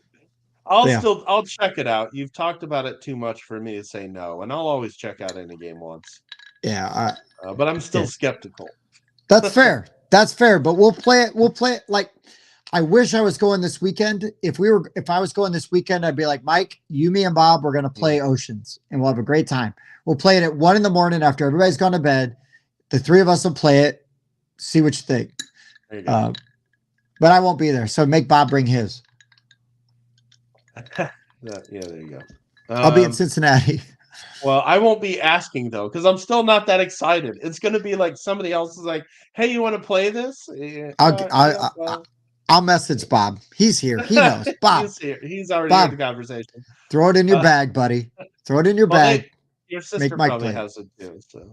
So, I don't know if she does, to be honest. wow. All right. Okay, my number 7. I don't like this game nearly as much as a lot of people do, but here's where I'm going to shift into cost per play. Okay. You can get this game online for $32 and it supports 12 players. And that is What? Deception Murder in Hong Oh, Kong. dude. This is I a have miss. This is a miss on my list. I should have had this on my list. Please I continue. I don't like this game as much as other people because I feel like it's very dependent on what clue tiles the clue giver gives or what they draw. And if you don't get the right combination, you don't have any chance. But it feels really satisfying when you are able to get the clue. You feel really clever. I have played my copy 57 times, Tim, and I Wow. and you can get this game for under $35. It is the social deduction game for people that don't like social deduction. And I know there's other games that claim that, but you don't have to lie in this game. You just need to convince people that other cards make more sense than your cards. Mike, I I might have played this game 100 times. I'm not even exaggerating. nice. You are 1,000,000% correct on the value of this game. One The million percent value is correct. insane. And you can get 12 people to play it if you want. I think the biggest group I've played with was 9. But when you've got the murderer and accomplices in play, I love it. I love it. It's definitely better at higher player counts also. It is one of those. Like, it's still totally viable at 5 though. Totally viable at 5. Some don't work at that play count, but this one definitely does. But yeah, as far as cost per play, yeah, Deception Murder in Hong Kong. If you don't have it, Oh get my it. god, dude. It's so This easy to get to the table, and it's a lot of people end up liking this a lot. this should have been on my list. This should have been on my list. This game. So I got a funny story about this game. It almost went on my worst game experiences, just because of the moment that it created. But Oh so, god. first of all, this Oh game is god. freaking fantastic. And the only reason it was the worst game experience, and I left it off my list, is because it involves somebody that sometimes watches the show. But I'm Oh gonna go. no, But I'm gonna put it out there right now. because I'm you're gonna put it. confident they're not watching. I don't think they're watching. They might have commented already. All right, Doesn't let me matter. start thinking about who it is then. Doesn't matter. Doesn't matter if they are or not. Because the story is what it is. So I'm going to present the story as I saw it. So we're playing Deception Murder in Hong Kong. This is a game where you play a round and then you play it again. And usually, I mean, I say we played it 100 times because we would play it 5, 6, 7, 10 times in a night Very sometimes, common. right? Exactly. Because it doesn't take that long. 20 minutes.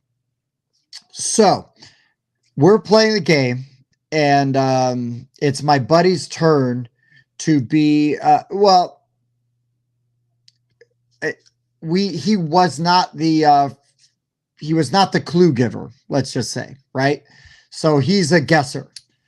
So we set everything up. We go through the whole intro, and my friend says, "It's this and this. I have to go to the bathroom." Those weren't the words he used. And he walks away to go to the bathroom. And he was correct. Correct. Now, it was the guy sitting next to him that was the killer. And the guy sitting next to him goes, "You cheated. There's no way that you just guessed that randomly. You cheated." And my buddy's like, "Nope, I swear to God I didn't. I got to go take a poop." Again, not the words he used.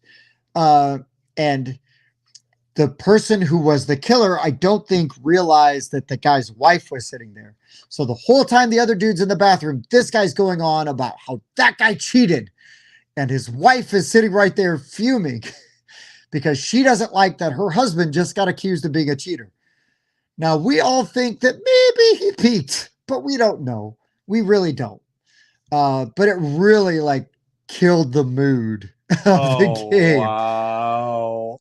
Because I have never seen anybody go, "It's this and this. Yeah. See you later." The chances of that are so slim. Also, right? Like, I mean, the stars don't really align very well for that. He was sitting right next to the dude. Whatever. Right. Easy to peek. Right. I'm not saying he did, but it is very easy to see how it could have happened. So that the person that accused him of cheating, and I mean, so for me, if it was me in that situation, I might have just been like, "Okay, let's just reset. Let's go again." But it was like so vehement and like very quick. And you know what I mean? Right. We all were kind of like, 4 cards per person. Well, 2 sets of 4 times. Yeah. One, really? A 1 out of 32 chance. and he nailed both of them. He nailed both of them. No. Yeah, it's astronomical. No. Yeah. Not to quote Han Solo and say, "Never tell me the odds," but I'm saying the odds are very unrealistic. Dude was flying through with an improbability drive, Hitchhiker's Guide to the Galaxy, to get that if he legit got it. Yeah, Bobby was there. And it made for a very awkward situation. A very awkward situation. I didn't love the moment because I felt like it put the guy that was accusing this person of being a cheater. He was a friend of a friend, I will say, but I liked this person genuinely. Basically against the guy who is my friend. And so it made for a very weird, uncomfortable like thing. And I think that the person that was upset that it got called out, like he took it too quick. You know what I mean? Like he took it too personally, like very quickly. And then like I would have just gone, "Okay, whatever. Let's just reset." Whatever. He took it very personally because I felt like he really was invested in his ability to deceive. And so because that was seen through very quickly, like he was very upset about it. Mm. Heyo, Knicks. So I think that that's why that person took it as hard as he did, was because it was a interesting combination of things, you know, and then the other guy, it just doubled down like, well, I'm not a liar. So it made it really tough. But anyways, Mike, I'm sorry to go on a tangent again. No, There's your other right. bingo thing. But it was just a really interesting story relating to a game that 1,000,000% deserves to be on both of our lists. But Mike, you are correct because Yeah, it's on your list and it's not on mine. This game is freaking great. Everybody should have it. It's a great game. indeed. And get the expansion. Yeah, Like, I don't have the just get expansion it. and I love it. I've only played Oh, WoW. yeah. Yeah. I've used that one quite a bit. Man, my like cards are starting to get worn out. I've played it so much. That game's so damn good. Good, It great is. pick, Mike. Not just a good pick, great pick. When that one really, really stood out. You know, as far as the plays, that one has the highest number of plays on my list here. So I just don't like it as much as other people do. It's still good, but But it's there's so other social easy. deduction. It's It's so very easy to easy to play. it's so easy to play though, right? You could And just like people don't have chill. to feel like they're lying to play it. No. It is good. I need to play it again. I need to play it with some other groups. That would Well, probably reinvigorate my joy for this one. I guarantee you play that with like your current group and you're Oh going to yeah, get like which a I whole haven't. different flavor. And I'm not I trying haven't. to I'm not digging on your old group, but No, sometimes no. it's fun to play those kind of games with different Right. people. And you're going to hit like a different Independent level games. with us because you know how we get with games. Uh-huh. Exactly. So, all right. Number that was my yeah, that was my number 7. Yep. So then I guess we are on to Tim's number 6, and I'll be right back.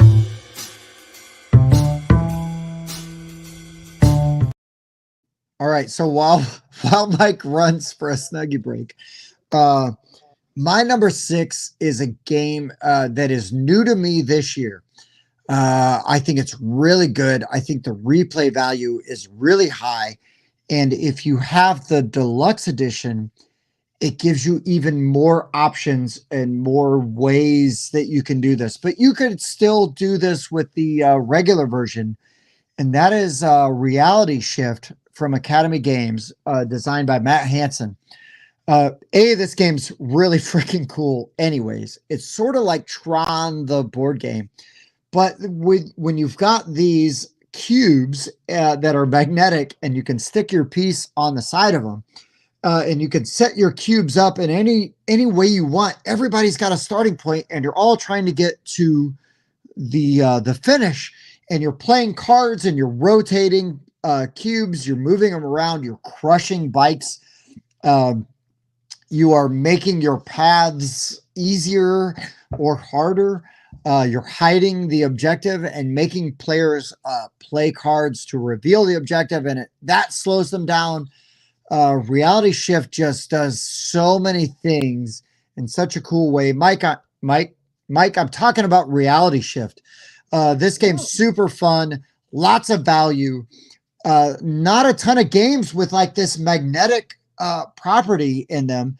And this game is super fast. It is really easy to teach. There's a ton of different strategies. There's different setups that you can do. I think there's just a ton of value in this box for Reality Shift. There's so many different options.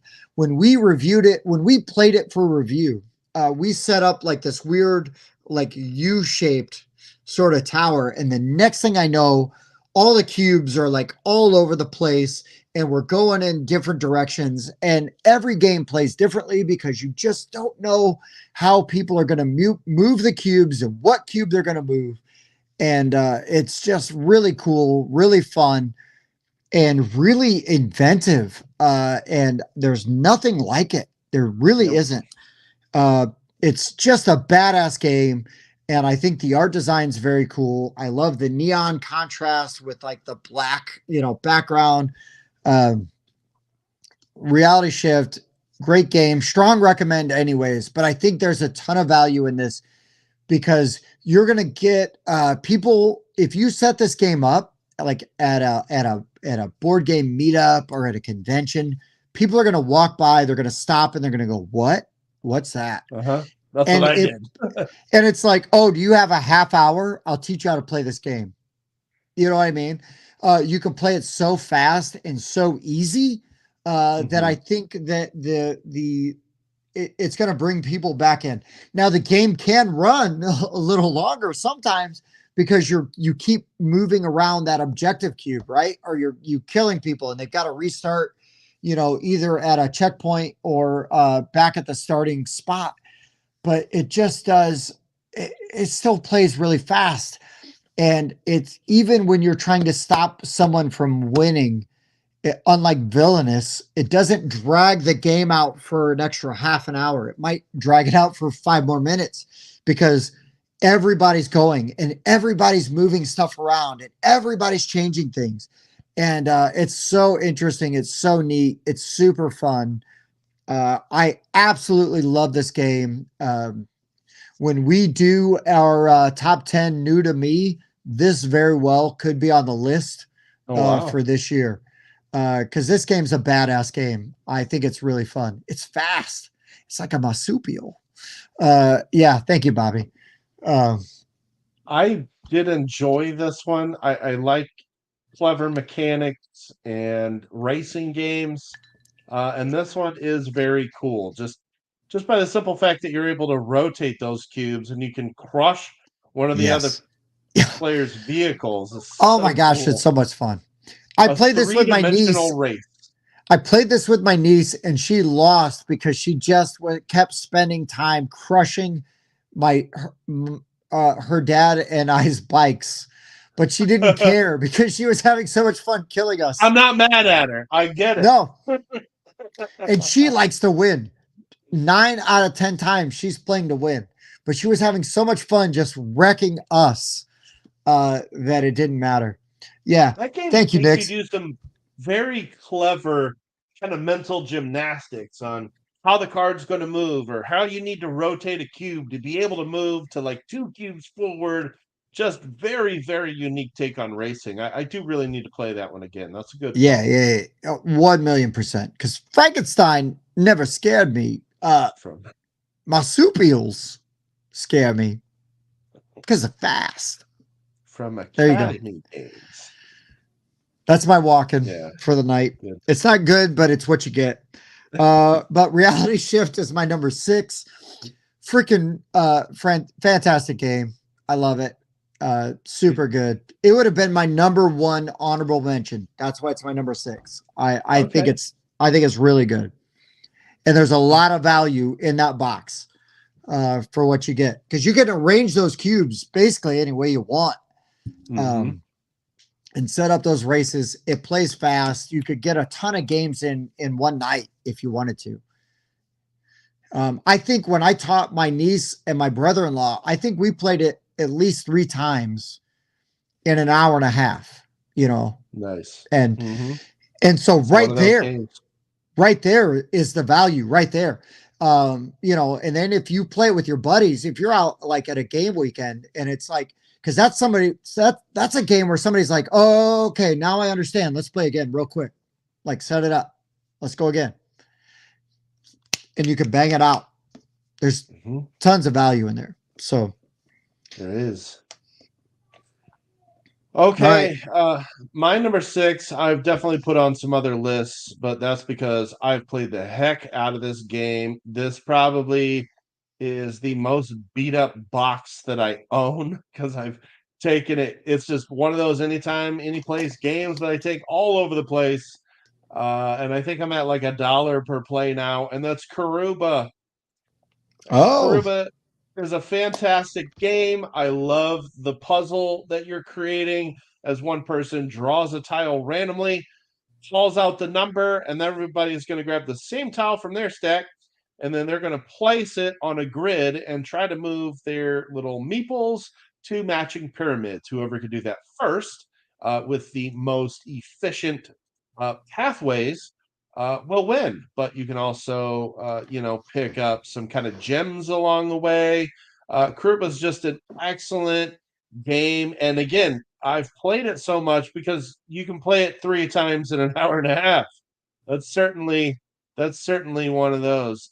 Yeah, and Bob, I do have a bag that I did finally put in the box for the Oh, drawer, if you will, who likes to do drawings. But Karuba's awesome. You can get it for $40. Get it before Haba stops making it. There's a chance this game could go out of print since Haba is shutting down their game side of manufacturing. Yeah, there you go. And also the other thing about Karuba, yeah, you take 2 copies, you can play 8 players. I would love to do that. I would love to do that. are you You talking, Mike? there? I can't hear you. Yes, I was talking. Still talking, in fact. You hear me at all? No? Still talking to Dang. make sure you can test your audio. I will keep talking so Tim can test his audio. He now has no audio of me. I'm assuming everybody else can hear me. I can still hear Tim. I'm gonna have to change Um, my headset because I can't hear anything. Can you okay. hear me? You All can hear right. me, right? Yes. Yeah. Okay. Yeah. So I will just talk without being able to hear you. I think these headphones are just junk, but I will testify that Karuba's awesome. Okay. Haba Games, a very good friend of mine, one of the people that I do love most in this world. Don't tell him. He doesn't watch the show. Got me a copy of Karuba. Not only did he get me a copy of Karuba, but he said you need a cool bag to draw your tiles in. And look at the bag this dude got me because he Look at knows me. that. Um, yeah, don't tell Bobby that he's one of my favorite people because I'd hate for him to know and for it to inflate his ego and make his hair grow more. But yeah, Mike Karuba's great game, and you 1,000,000% need a cool bag to draw your tiles from. I'm gonna try like 2 more times to get this headset to You work. need to see how beat up my box is compared to Tim's. All the corners Okay, are completely stretch. I'm gonna white. be right back. I'm stretching. Yeah, you there's still a shimmer on Tim's box there. My box, it is one of those I take camping all the time. Every time I go camping, it goes in the bag, actually. It's just very, very easy to get to the table. I've taught it to so many people. And I just love it. I love the spatial element of building those paths and trying to efficiently move them to the pyramids and efficiently, you have to discard tiles to move people, and sometimes the better tiles move people farther. So there's also kind of a risk reward there. Do you need the better tile, or do you discard it so you can move even farther? And it's just really good. I'm a big fan of those games that just don't take a whole long to set up. You can teach quickly. You can play multiple times in a row. You can show it to anybody, including family on the holidays. Karuba's always in my bag. In fact, it was on my list for games that are always in my bag, and that's why I've played it 40 times. It's awesome. Great Rudiger Dorn game. Again, Haba, I thought I heard was shutting down their board game production. So if you don't have Karuba, get it because it sounds like it will not be reprinted unless a different company does it, and there's never a guarantee that's going to happen. Ranked 572. It gets a 7.2 on Board Game Geek, which is pretty fair. I know for Bob and I, it was in our top 50. I think I had it somewhere in the 40s, and Bob had it somewhere in like the 30s. So yeah, it's a fantastic game. I think it might be one of those that like I end up moving higher because it's like I've played so many more games since I learned Karuba, and yet I still love it so much that it almost makes me appreciate it more. Um, but those lists can be fairly flighty when you do them, especially if you're, doing them using the Pub Meeple ranking engine. But yeah, it's just it's such a simple game and it's just really good. So yeah, Karuba, I've played the heck out of it. I absolutely love it. To verify, oh, I'm not at 40 yet. I lied. I have 39 plays of Karuba. I'm just going to go ahead and become a fan also. I love this Okay. game. Can you finally hear me, Tim? Yeah, Are I you got hearing I me got the now? OG I got the OG There we headset. go. I'm good. Well, and then I'm sorry, I ran into my daughter. She was, you know, up later than normal, kind of dealing with the loss of her piggy. And so Yeah, of I had to talk to her for a minute. So it took course you me did. like a second to get back No, down. no worries. So It I got me. appreciate you carrying on for me. Well, you caught me talking about Karuba, which I absolutely love. So, Yeah, um, it's a pretty good game that what a person that who doesn't watch the show that I really absolutely love, like a brother, got me for my birthday one year. Um, right. but yeah, he doesn't Awesome. watch the show, so it's fine. I can say that. But he's a great dude. Went to Portugal recently. And yeah, Oh yeah. David, I absolutely love that song, by the way. Yeah. I think that every time I say that game name, I that comes to Karuba, mind. Thanks, David. Bahama, come Damn it. on, pretty mama, Key Largo, Montego. Good Baby, God. why don't we go? I'll save the higher octaves for you, Mike, because you can rock those. But Well, I can a little bit. All right. Let's get to number 5. Good God. We're singing Beach Boys song here. How pathetic. I'm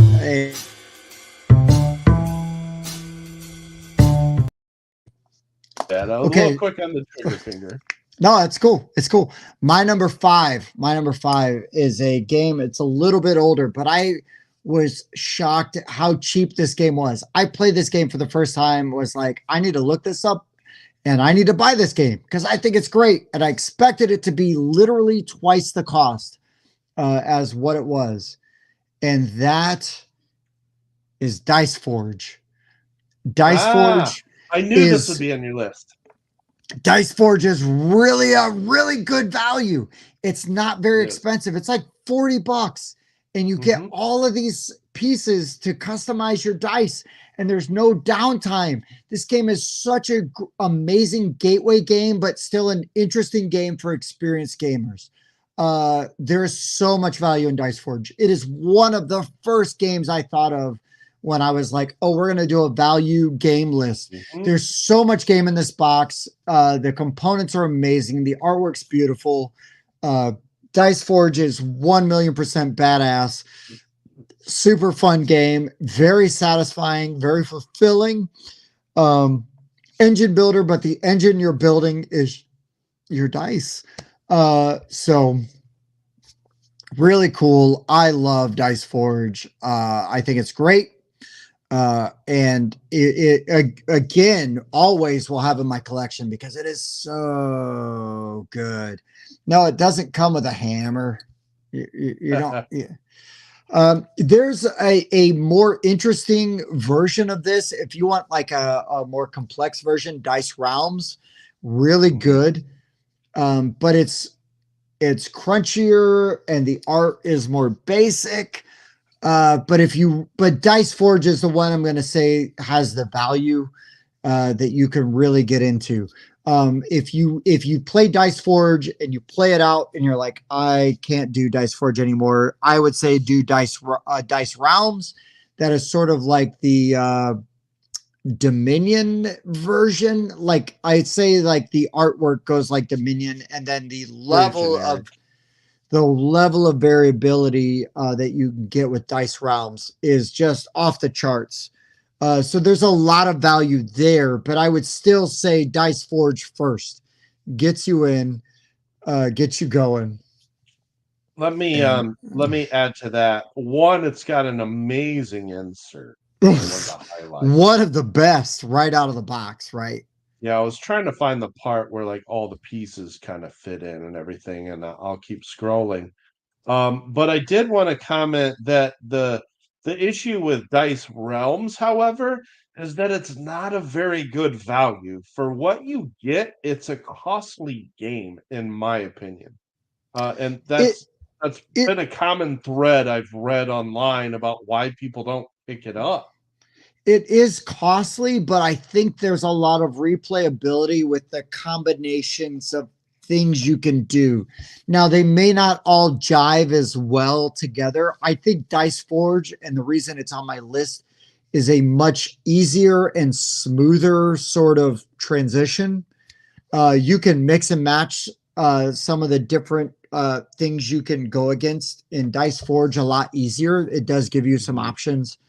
Um, and I just again, I think it's sort of like when we talk about After Us, where there's all these different strategies you can adopt and try to go different ways and do different things with your dice to really not only make it interesting, but just to just try out different stuff. Like, oh, that's fun, you know. And again, there's not just Yeah. one way to win the game, which to me is boring.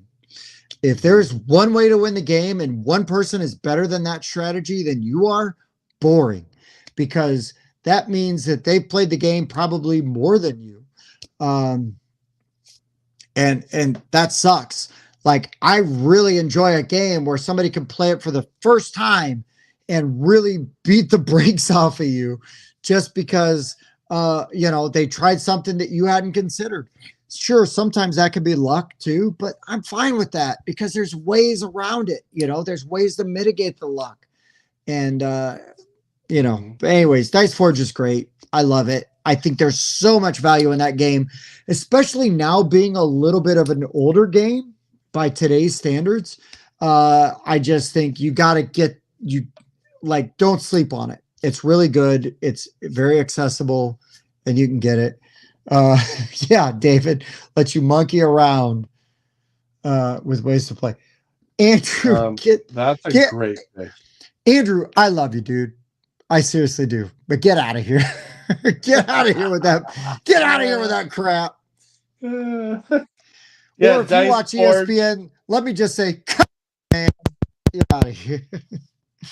Anyways, Mike, sorry, go on. What were you gonna say? Come on. Your mic cut out right when you did the "come on, man," but I You know what you got were it going though. for. You got I it. did. Yeah, Dice Forge, you can get it new for like 40, 45. You can easily find used copies for like 25 bucks on BGG. But for And 40 there's $45 new, there is so much game in that box. a You're lot gonna of play value the there. shit out of that game. You're gonna play it a Mhm. bunch. It's so good. Yes. So, all right, David, no, that is actually incorrect. I looked at some costs. So Oh. we'll come back to that when we get to our honorable mentions. My number five. This is a fantastic game. Again, that's very easy to table. You can get it easily for 45. Used, you can get it for 30. You can even get the big box with the expansions for like 70, and that's really good.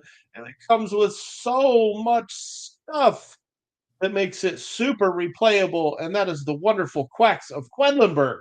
Oh, Wolfgang I'm Warschke. going with another classic, man. Quacks of Quedlinburg.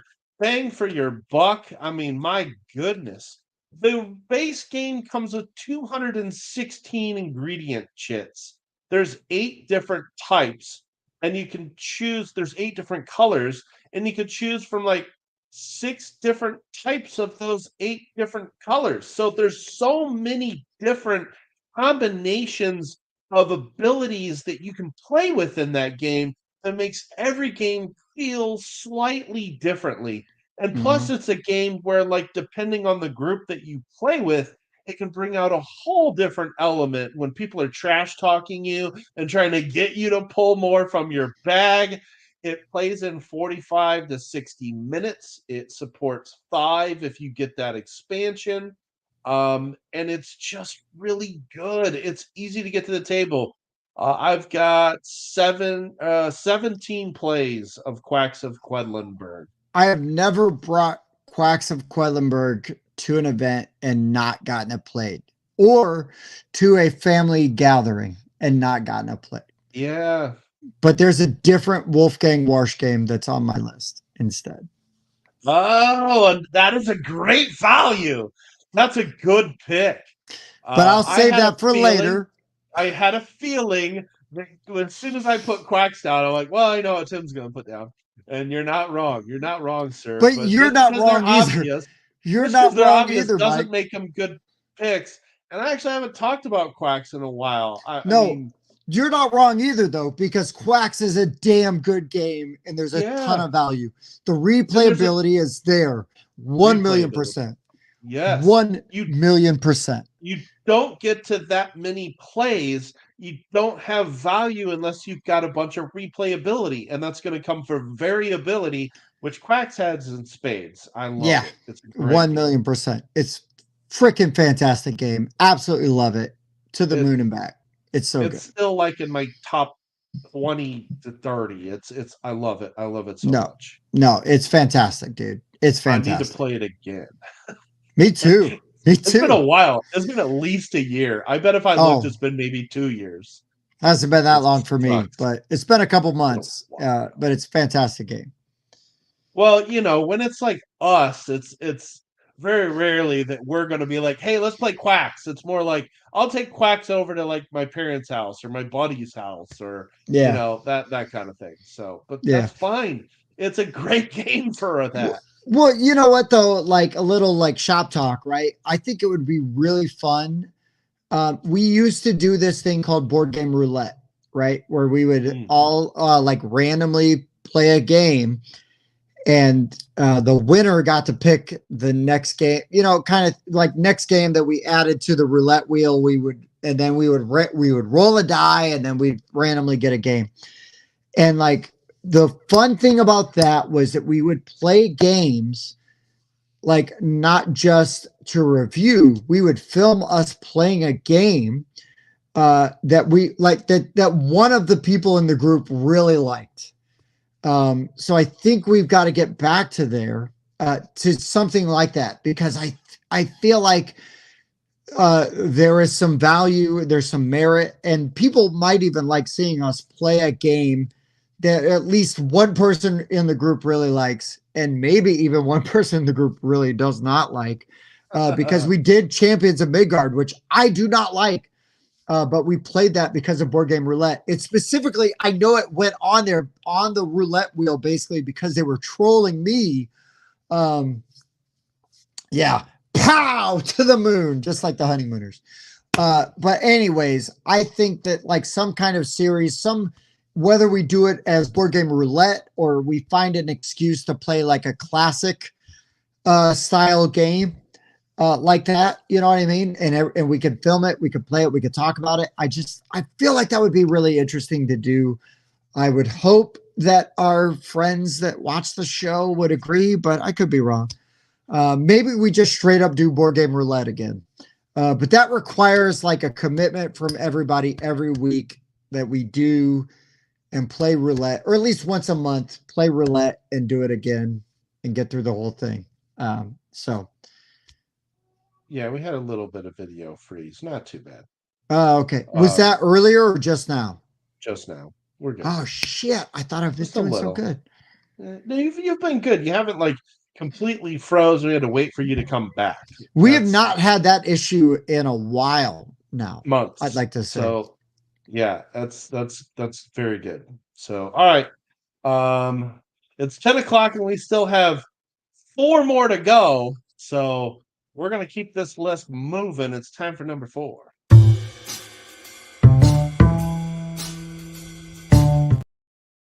Okay, watchers of the show might get this one right away because it was my game of the year last year. It was my favorite game that I played last year. I think there's a ton of value in this game because the replayability is off the charts. It's super interesting. It is a very well-known name of a game that notoriously takes a very long time, but you can play this version, which is very satisfying in a very short amount of time. And that is Twilight Inscription. Oh wow. Twilight Inscription is my number 4.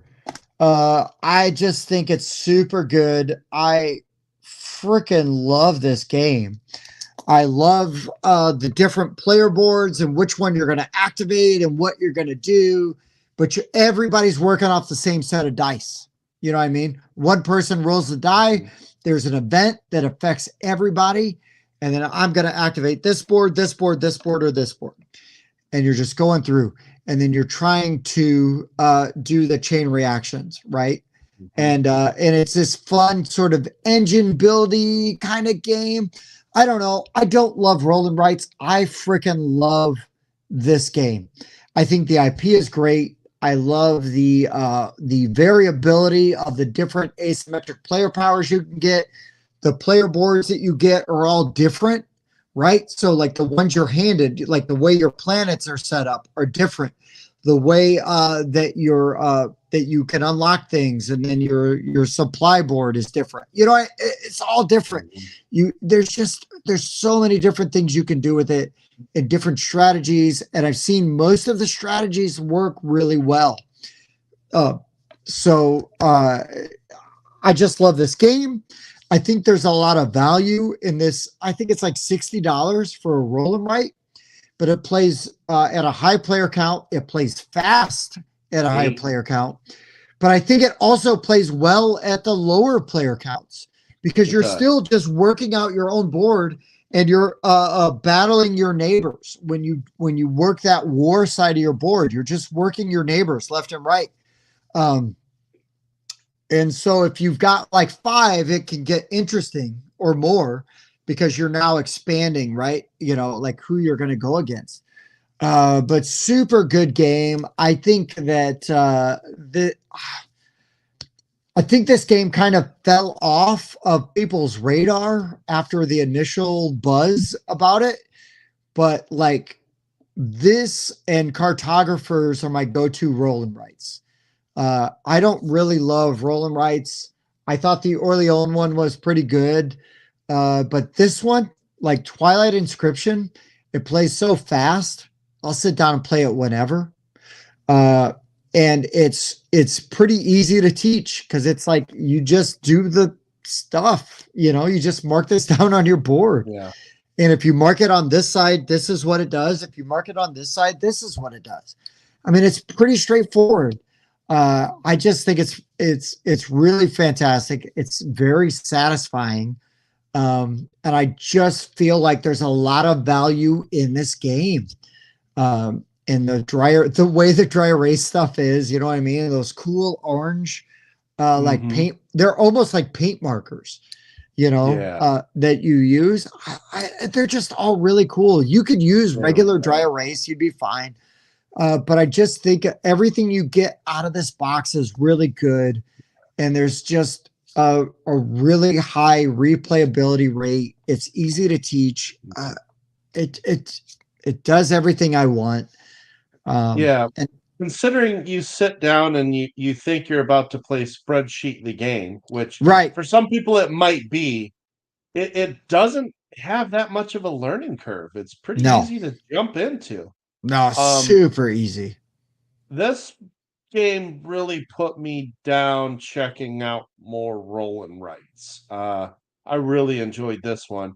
And also, I just wanted to add, these are some of the most amazing dice in a game. Oh, they look so good. Justice. They're huge. They're huge. And they have like those little bubbles inside of them. Yeah, they look good, dude. I love them. Twilight Inscription's really good.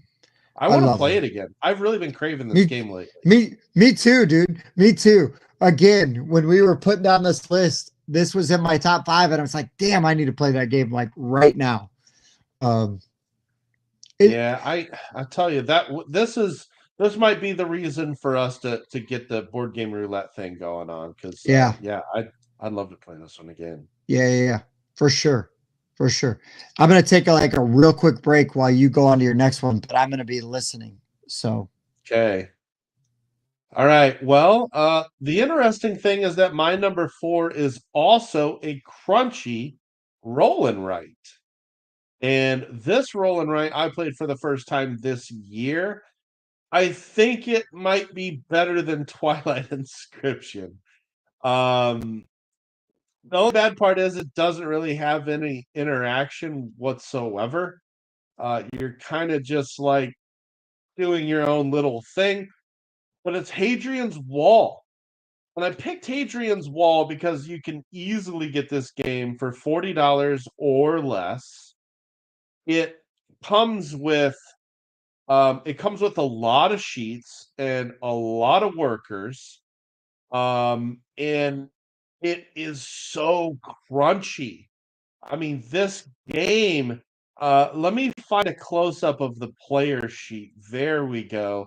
I don't know why it's fuzzy at the bottom there or blurred out, but you just look at this and you're like, whoa, okay, there's a bit going on here.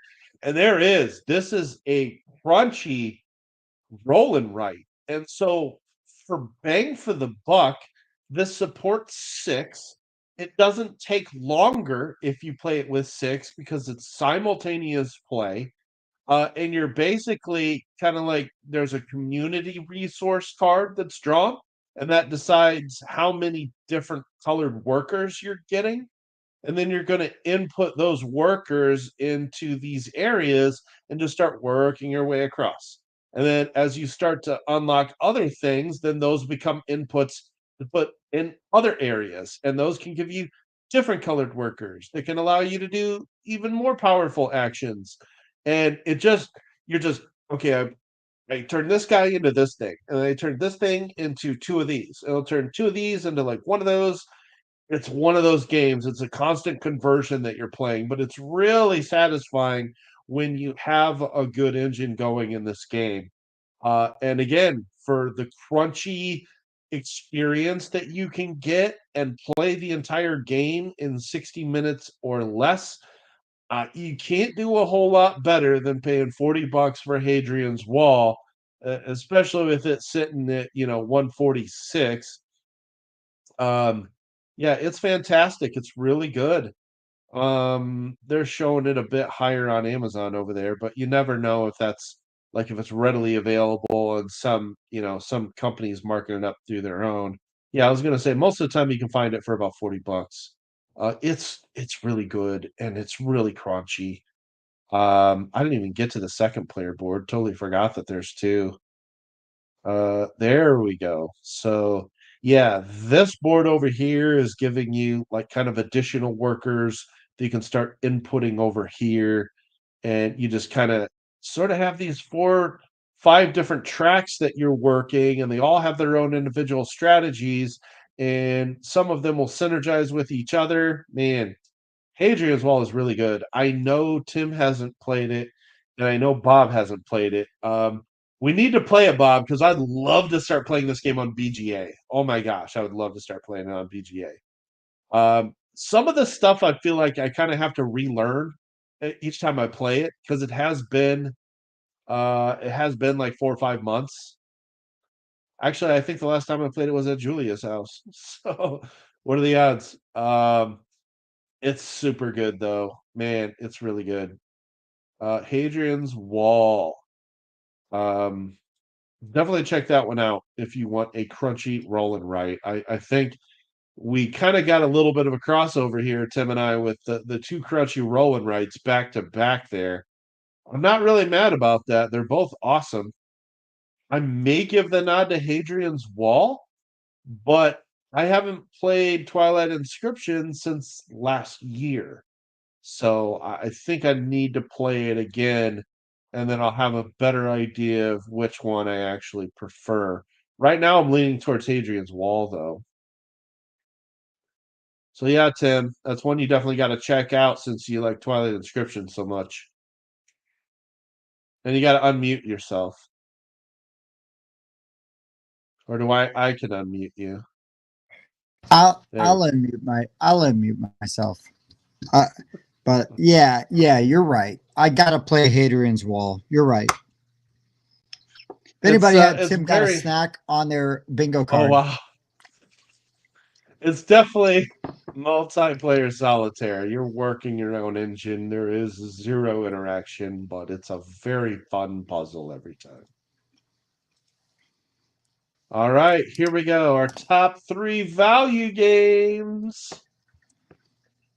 Whoops, I hit the wrong thing. Oh, I screwed up. I screwed up a transition. That's on the bingo sheet. I haven't done that in like 3 weeks. I've been conscious of it ever since I've created the bingo sheet. Here we go.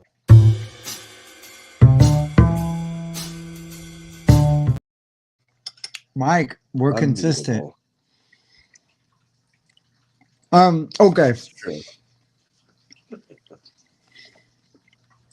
This one might be slightly harder to get, but the value you get in this box, if you paid MSRP or still could, you actually, it's not near as overpriced as it was at one time.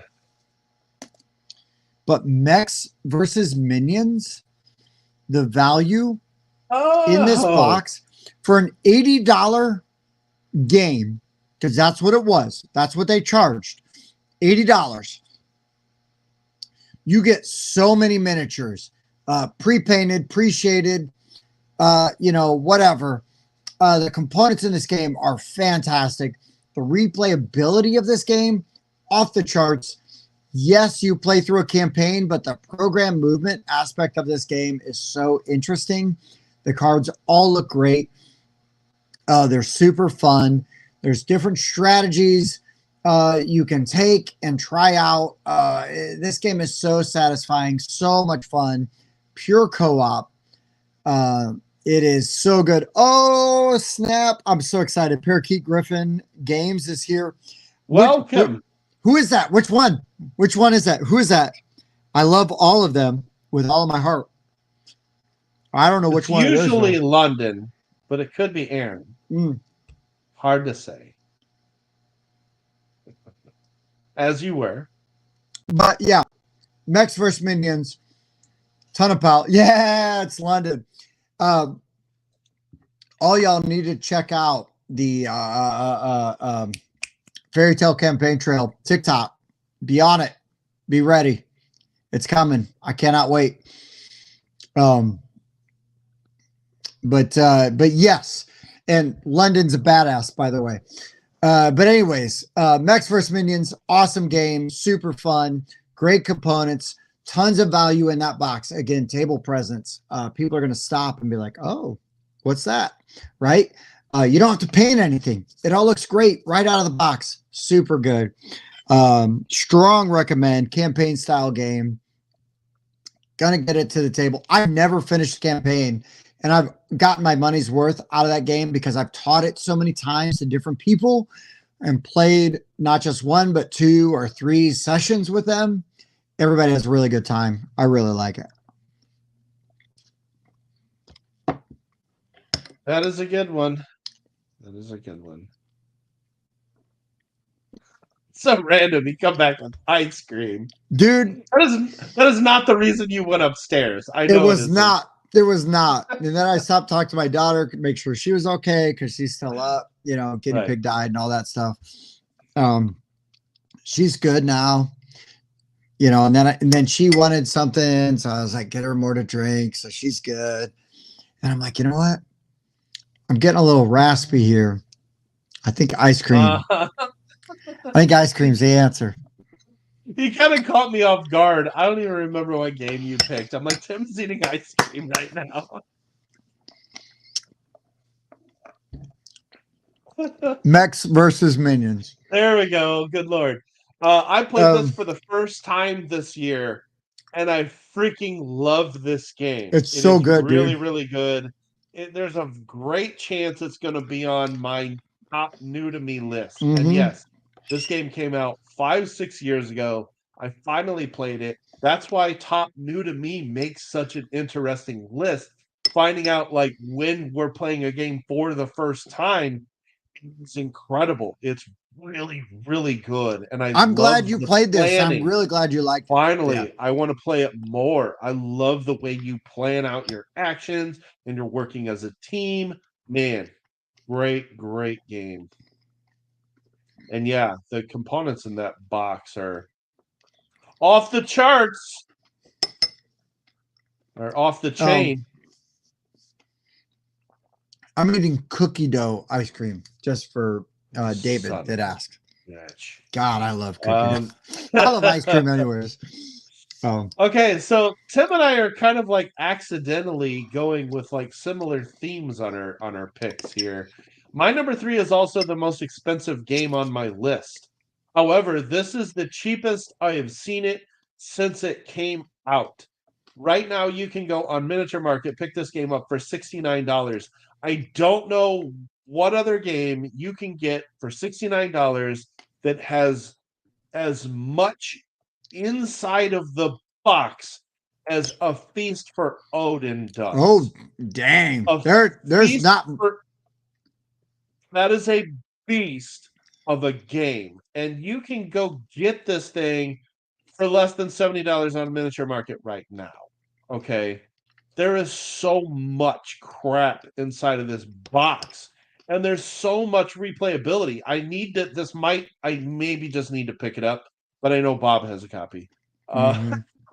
These are all of the worker placement slots. There's like over 60. There's so many different strategies you can deploy in this game. And yet, it's all fairly straightforward. It's just options, It's like, all right, well, I can just go in on this strategy this game. It's, I also made it a main event game. It takes a lot to set up and get played, but man, to be able to get this much content, I was trying to find something that really showed off. There we go. It comes with trays to put the goods inside of. It's got all of these polyomino pieces that you're going to be adding to your player board. Man, it is really good. I wanted to highlight how much crap is inside of this box. Where is it? Oh, it's always down at the bottom. Yeah, it's down at the bottom. Here it is. There was a number here. 125 silver coins. 117 food tiles. 196 equipment tiles. I mean, there's almost like 1,000 pieces in this game. It's insane how much stuff is inside of this box. Truly ridiculous. Oh no. God. That's bad. That was bad. Hold on. Okay. Oh, kill one of those. Oh, good God. Kill one of those. Oh, okay. Thank God. I killed it. Wow. Sorry, guys. Yeah, I was trying to switch over, and that did not go seamlessly. All right, so there you go. Feast for Odin. That's another one that needs to get played. Bob has it. Feedback for Odin is what it turned into. I apologize, guys. That was me. I'm really sorry about that. All right, so we got 2 more to wrap up with this list with. Oh my gosh, I'm not ready. He's not ready. No, I just mean like I've got more than 2. Oh yeah, I know. I have so many honorable mentions still, but let's get to number 2.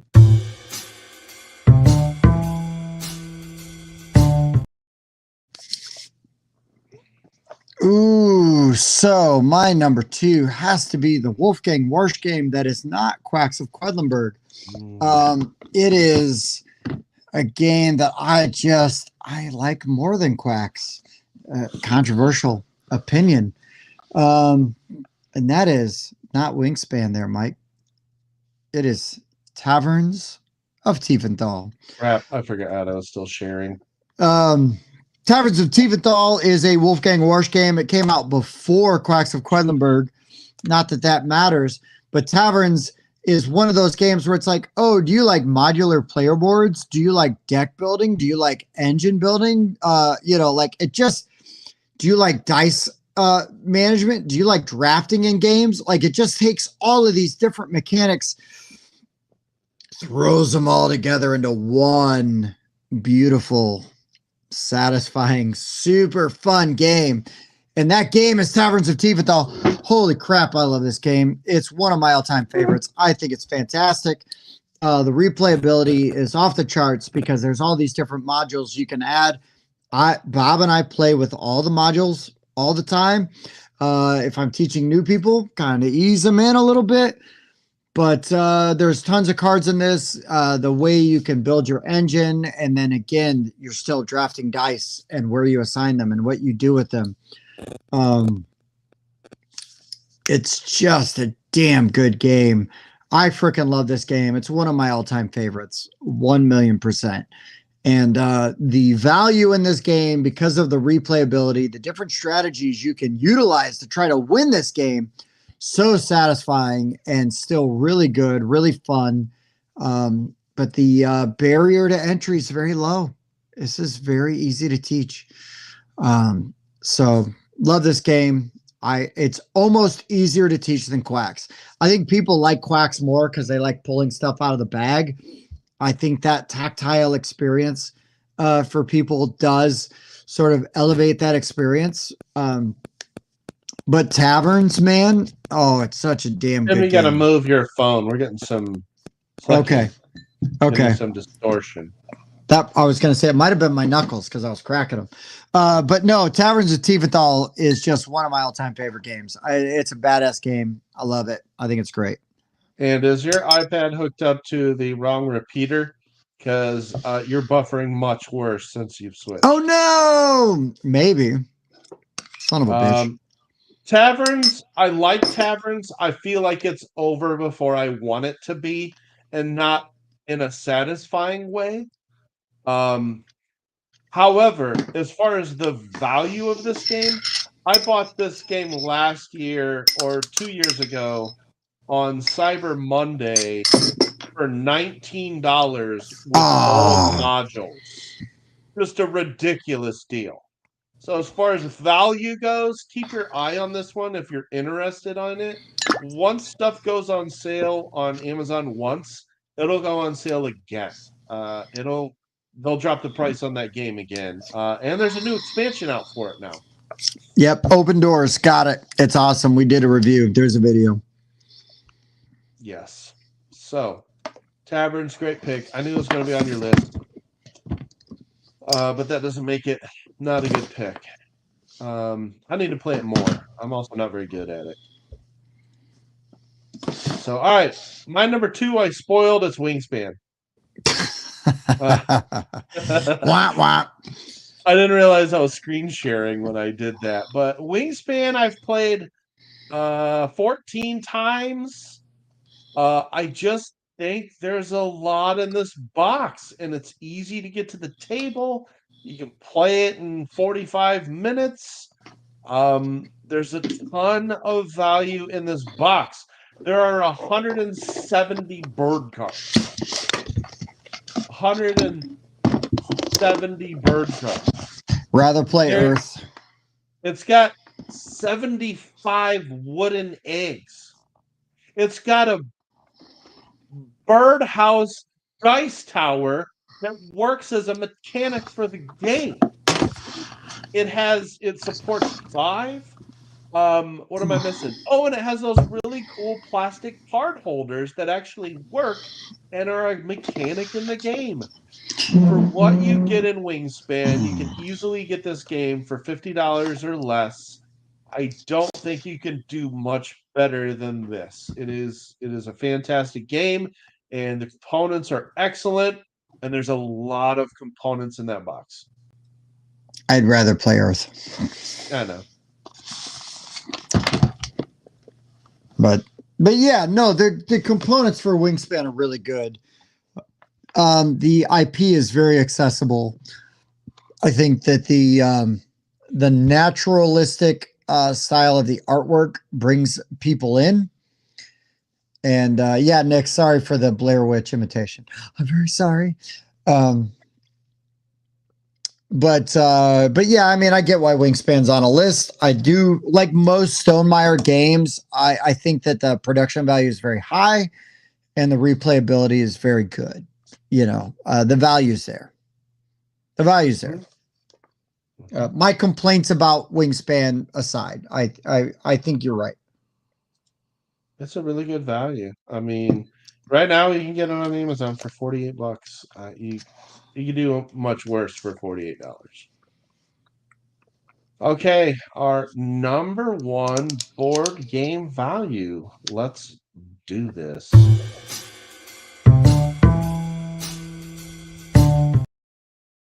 This was legitimately tough for me. I'm not gonna lie. My number one was really hard. Because there's games in my honorable mention that it hurts to leave off this list, even with 10. But my number one replayability has to go to one of my favorite 1v many hidden movement games because they set it up for you to want to keep playing it over and over and over again. And that is mind management. Because here's the thing, man, with mind management, when one side wins, the other side, the next time you play, can unlock a special ability. And then they get to use that special ability. And then they keep unlocking special abilities until they win. And then the other side gets to unlock a special ability. And then now you're adding these extra elements to the game. And so you're building and you're making a more complex game as people play through. It's just so damn good. I really love the theme. I love the style. I love the artwork.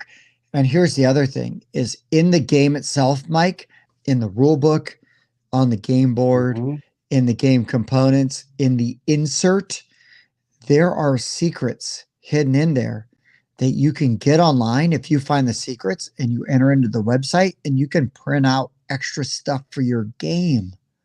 That is cool. If you can find it. It's Right. so cool, dude. I freaking love it. It blows my mind. Wingspan has a Greater Prairie Chicken card, automatic 10 out of 10.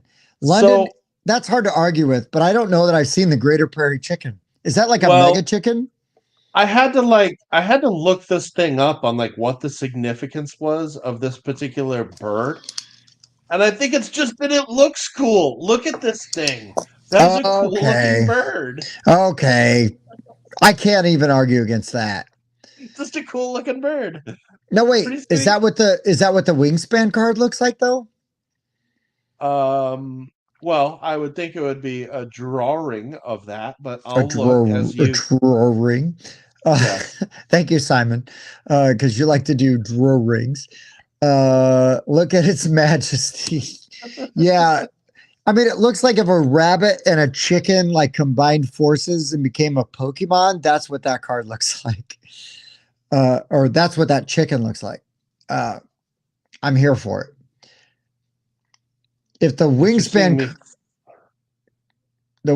card may not do it justice though. You're seeing me frantically search. There No, is. see, the Wingspan card doesn't do it justice. You need the angle where you see those rabbit ears. Yes, agreed. Oh, yeah, Definitely you could grouse. You could even grouse spot it. Thank you, David. No, that chicken from the picture Mike showed looks like a total badass, but Not a this great side, angle there. not a great angle. Look, hey, I'm getting older. Sometimes I need to hit a good angle from a picture, from a screen. I'm there for it. But no, mind management, seriously, mind management is one of my all-time favorite. It is one of my favorite hidden movement games. That is a style of game that I love anyways. But this is a top one for me. And not only because I really enjoy the theme and the way that it plays, but the way that it rewards you playing again by adding abilities to the other side to sort of raise the difficulty level. So let's say because Bob, when we play Letters from Whitechapel, Bob's really good at being Jack the Ripper. Well, could you imagine if it's like, well, Bob, you're really good at being Jack the Ripper. You're going to be Jack the Ripper again. But now the detectives have an extra ability. Oh, Bob still wins. Well, guess what? Now we've got 2 extra abilities. If Bob wins again, now we've got 3 extra abilities. Oh, we smoke Bob. Well, guess what? Now Bob gets an extra ability. Like, holy shit. Like, it just starts going off the rails, right? And there's tons of these in the box. And they don't overcomplicate the game. They just add one extra thing each time. Just one extra thing. Makes it a little bit more difficult for the other side. Super cool. Absolutely love it. And I just feel like there's a ton of value in this game because it rewards you for playing over and over and over and over again. And it's a game that's easy to do it because, again, the hidden player is going to have different objectives almost every time that they're playing because of the nature of the game. And the way you can do that, it's so good. And Bob wins again. Bob's gonna meh on mind management. So segueing, his number 1 is Sniper Elite. Well, that's okay because Bob loves Sniper Elite, and I'm very meh on Sniper Elite. Very meh on Sniper Elite. I really like. I will play it again, but there is no desire to do it. I'll do it to be a good sport. If that's what the majority wants to do. But I just really, that game really fell flat for me. I thought that would be way cooler. But for me, mind management, the theme and the style and everything about that game, off the charts. Thank you, David. Play it again. You didn't play it at a very high player count, though, when we played it, right? It was just 3. Right. It was just 3. I thought Halloween was okay. But now I really want to try the Texas Chainsaw Massacre. Oh gosh. Yeah, you know what, Bob, you need to borrow a chainsaw and take that with you this weekend. But I loved Halloween also. Halloween is a top 5 hidden movement game for me. And that's one of my favorite styles of game. But I feel like Halloween really captures the theme. But mind management, it just does things so differently than Sniper Elite and the other ones that it really raises it to a high bar for me. I think it's great. Okay. Yeah, I thought you might have that one on here. I know you love that one. I do. Unabashedly. I just haven't had one of these hidden movement games really win me over. One of them has to. Or I'm just going to start thinking that maybe the mechanic is not one of my favorites. I mean, that could just be it too. But I would say try a couple of them again at a higher player count and see where they land, where they land. Bobby, if you want to swing by my house, I'll leave it at my door. You can just grab it. Sweet. Yeah, I just want to see this one, especially with the theme. But the cool thing about mind management is, again, let me just say this really quick, is that like when you play Letters from Whitechapel, for example, and you investigate a spot, it tells you Jack was there. But what mind management does is it's got these dry erase spots, tokens. So it tells you what turn that player was in that location. You know what I mean? When you investigate. And so it makes it even more interesting to me. And again, that level up system, where you can add stuff to the side. Oh, it just makes it really cool to me. I love it. And I think mind management does a better job of giving you more information about where the hidden person is going to be going. Whereas Letters of Whitechapel has 100 spots. And you get like a region where like a kill happened and they're going to start in that region, but there's still like 30, 40 spots in that region. There's just so much space to cover. Right. Whereas mind management keeps it to this tight sort of, I want to say maybe a 5x5 grid. Maybe. Yeah. Mind management is much more tighter, much more constricted. Nick's kind of like Fury of Dracula, except in Fury of Dracula, the cool thing about Fury of Dracula is that as Dracula, you leave like booby traps, You know what I mean, for the investigators. But the map is way bigger in Fury. Mind management, the map isn't nearly as big, so you've got to be really clever. And then the other thing with mind management is it's got this sort of snake rule where you can't double back on yourself. So it makes it even harder for the recruiter as they're going around and trying to hit all these spots. So, I mean, really, again, like, don't get me wrong. I love Fury of Dracula. I love Letters from Whitechapel.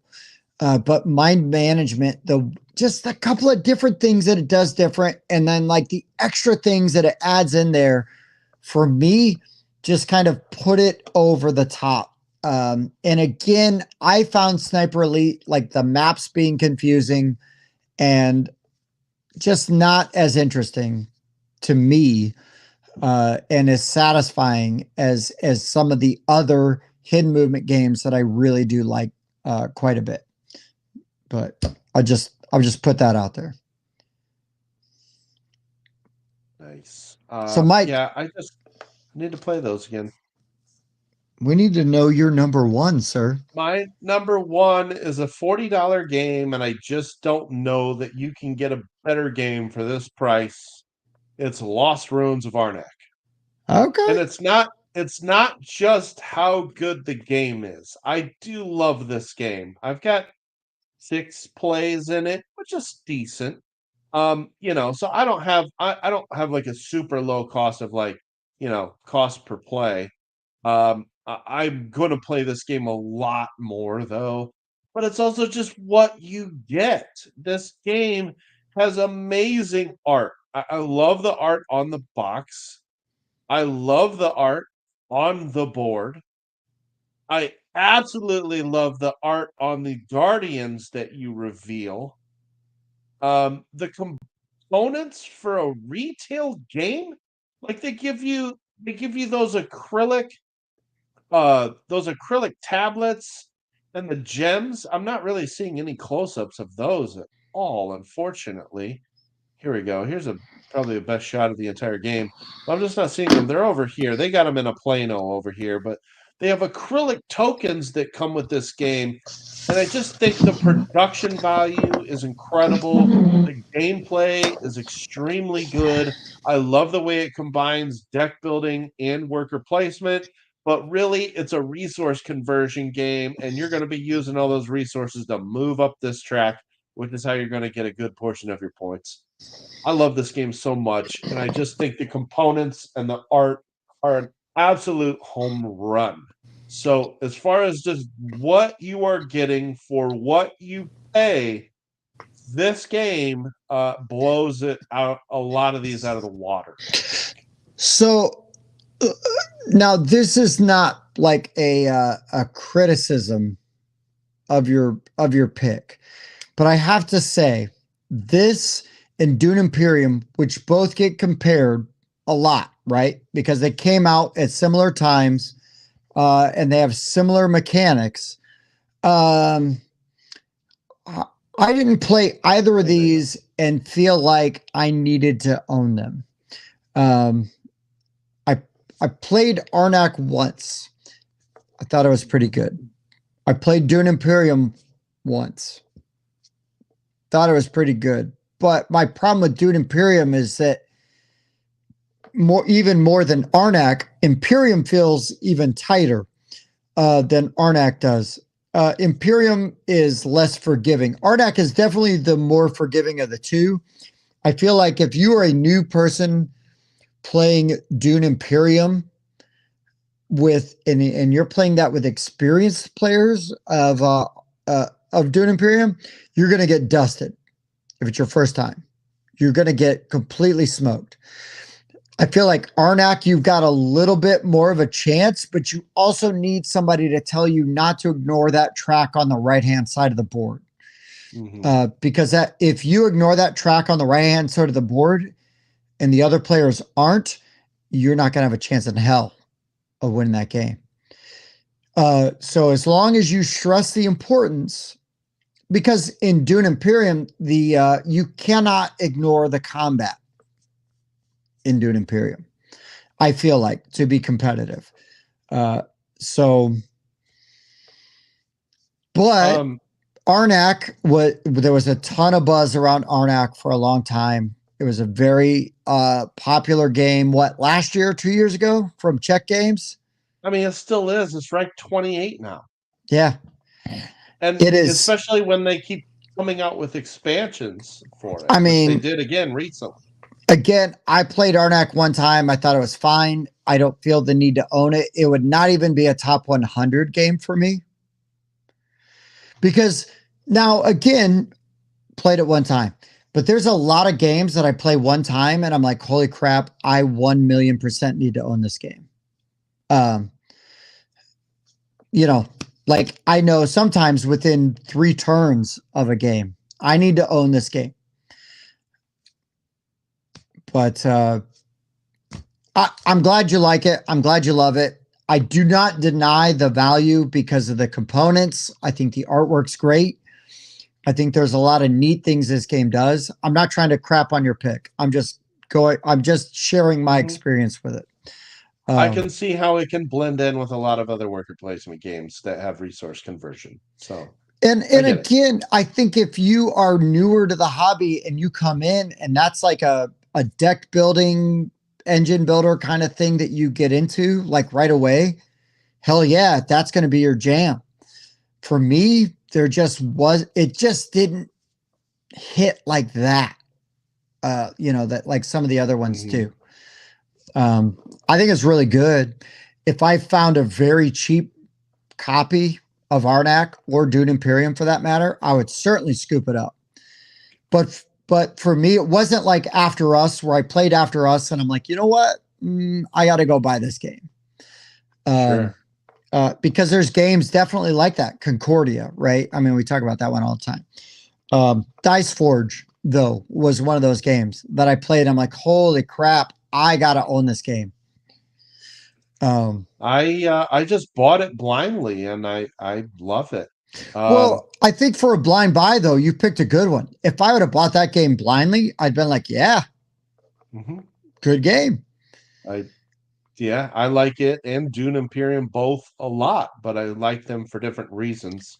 And I think that you should. I don't think it's always fair to compare them. You know what I mean? Or say one's Yes. better than the other because I feel Yes. like go on different Oh, lists. Oh, we had a short Tim kick there. David, I just wanted to say I like playing Lost Ruins of Tarmac, but we'll oh, talk about that later on down the road. Woo! okay, All right. Um, okay. no, I love Lost Ruins. I can't help it. It's I just it does so many things well to me. I love the surprise of what Guardian's going to pop up, and seeing. Also, David, that we also decided small box games were going to be on a separate list. I don't know if you missed that, but I did want to reiterate that. So that's Mm-hmm. why a lot of these games became 30 or $40 games. Um, all of mine except Feast for Odin is the only one I have that you can't find for less than $50. And so when you get under that $30 threshold, you're just going to get into small boxes, which naturally are going to have a lower cost per play. So we're just making that a totally different list. So there you go. But yeah, great list, Tim. I know you've got honorable mentions. I got a bunch. I'll go back to the Arnak and Imperium thing real fast while Tim's switching up here. Yeah, the only reason those two games get played is because they were the first really popular games that combined worker placement and deck building, and they came out within a few months of each other. That's the only reason. That is it. That is it. Um, Dune Imperium's deck building is more important than Arnex is. Dune Imperium has a lot more conflict, where you have to pay attention to what other players are doing. Lost Ruins, it's more like, oh, you took what I wanted. And Mm-hmm. it is very much heavy on the resource conversion. Um, So yeah, just very, very different games that happen to use two of the same mechanics and came out at the same time. It's the only reason they're mentioned together all the time. And they're Yeah. both really good, and both Dune Imperium's a top 10 on BGG now, and Arnex 28. So they've aged very well. No, I think both games are badass. I think you're going to do fine with either. Um, if I was going to go off a theme, I'm going to pick Dune Imperium because I like Dune better. But if I'm going to go off of my more natural play style, I'm going to pick Arnak because Arnak's a little more forgiving.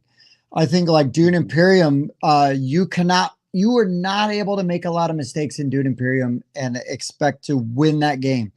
I also don't love games where you're gonna automatically just get completely dusted by people that have played the game before you. And Dune Imperium is 1,000,000% that game. If somebody has played that game and they're teaching you that game and they played it more than once, they're gonna smoke you. I mean, they really are. Awesome. Unless they're just bad at that game, they're gonna smoke you. I don't love that. I'm not saying that, I mean, it is what it is.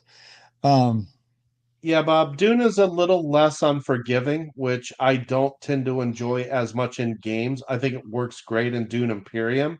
Also, Dune Imperium is not nearly as good of a value to me because you're going to pay $50 to $55 for it.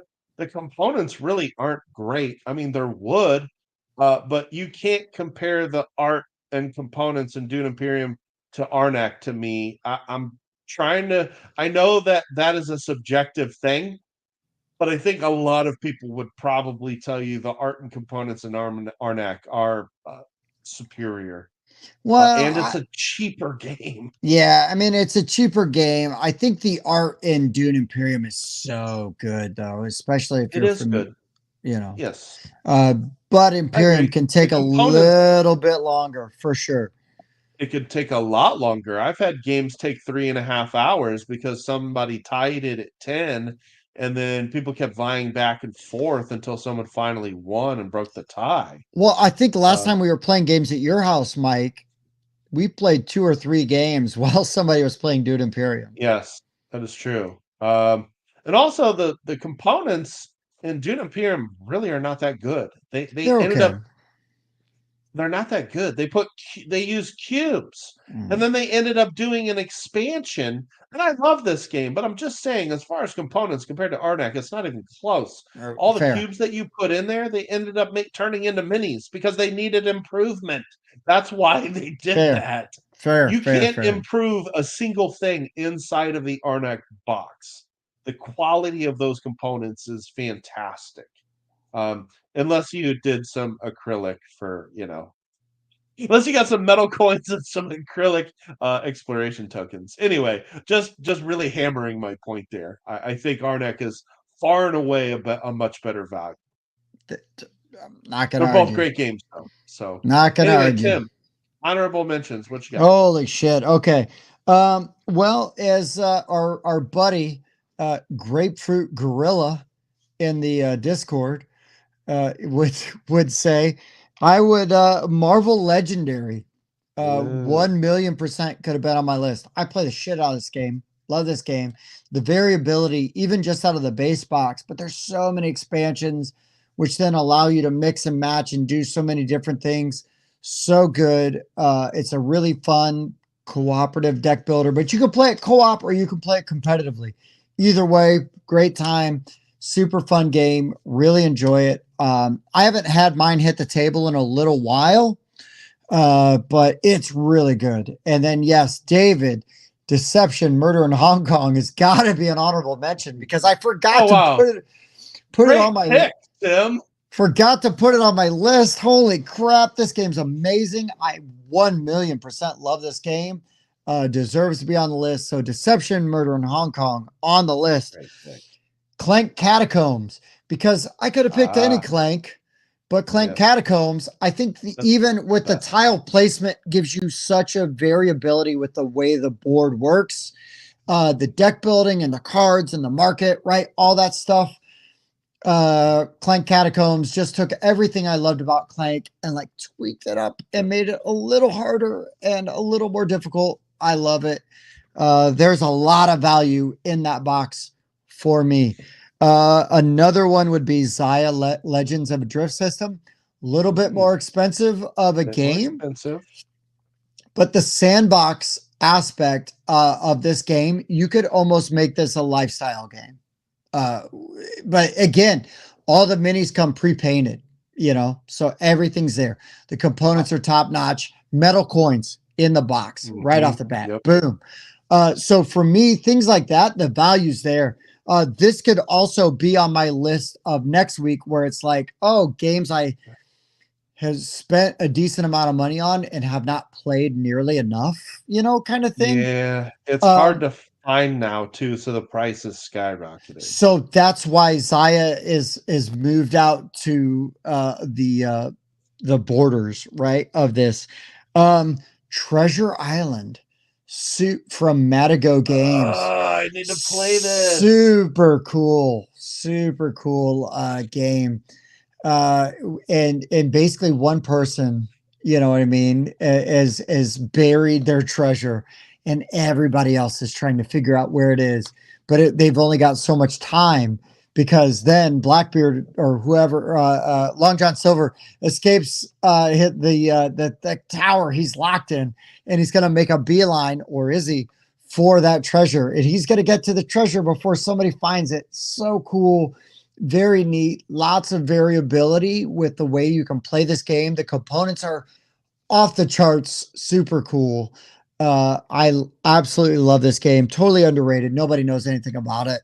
Really great game. Andrew, yes, GKR heavy hitters.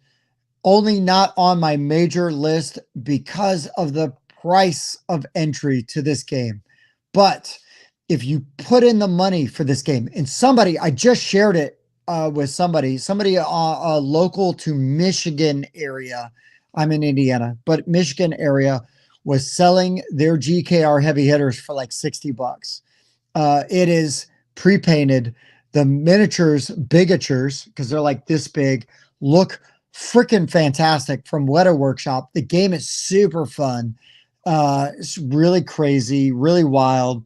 I absolutely love the game.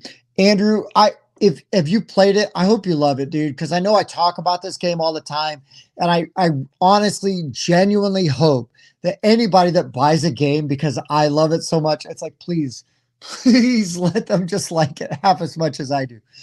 But GKR heavy hitters, man, it's so good. There's tons of replay value in this, because even if you play the same mech, you can set it up with different loadouts. It's so badass, super good. Mike, one that I thought would be on your list, but wasn't, is Role Player. I thought Role Player might be on your list. Honorable mention. Yeah, okay. So we're both with the honorable mention. And Absolutely. I've never even played Role Player with any of the expansions. Andrew, okay, thank God. I'm really glad. That you dug it. You've enjoyed it. It's replaced any miniature game you own. Dude, GKR's awesome. I love it. But Role Player is so good because, is again like an old school D&D player. I loved making characters.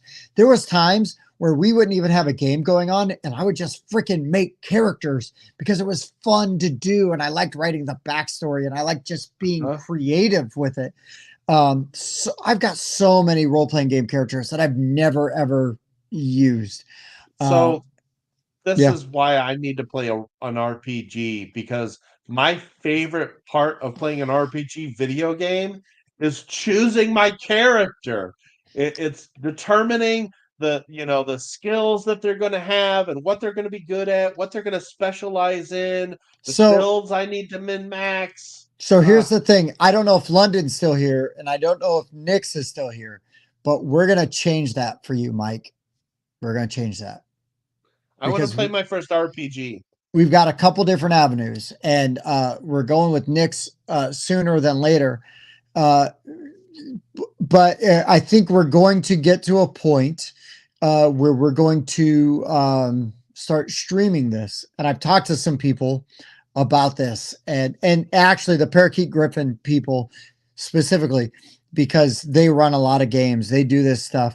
Yeah, yeah, you might Yes. be. Yeah, yeah. Never played an RPG or D&D. Yeah, I was just about to say it, Bobby. Great minds think alike. You know, pop that chair. Um, Um, but if that's something that people want to see streamed, I think that will be something we will do on a separate night to add content. But I think it'd be awesome. I know London has got a couple different games she's talked about running, and she's got and some stuff that I'm not familiar with, and it's like, cool. Um, Nick's, we're gonna do one privately with Nick's first, because but if Nick's gets comfortable with it, we might do it where we share it and everything.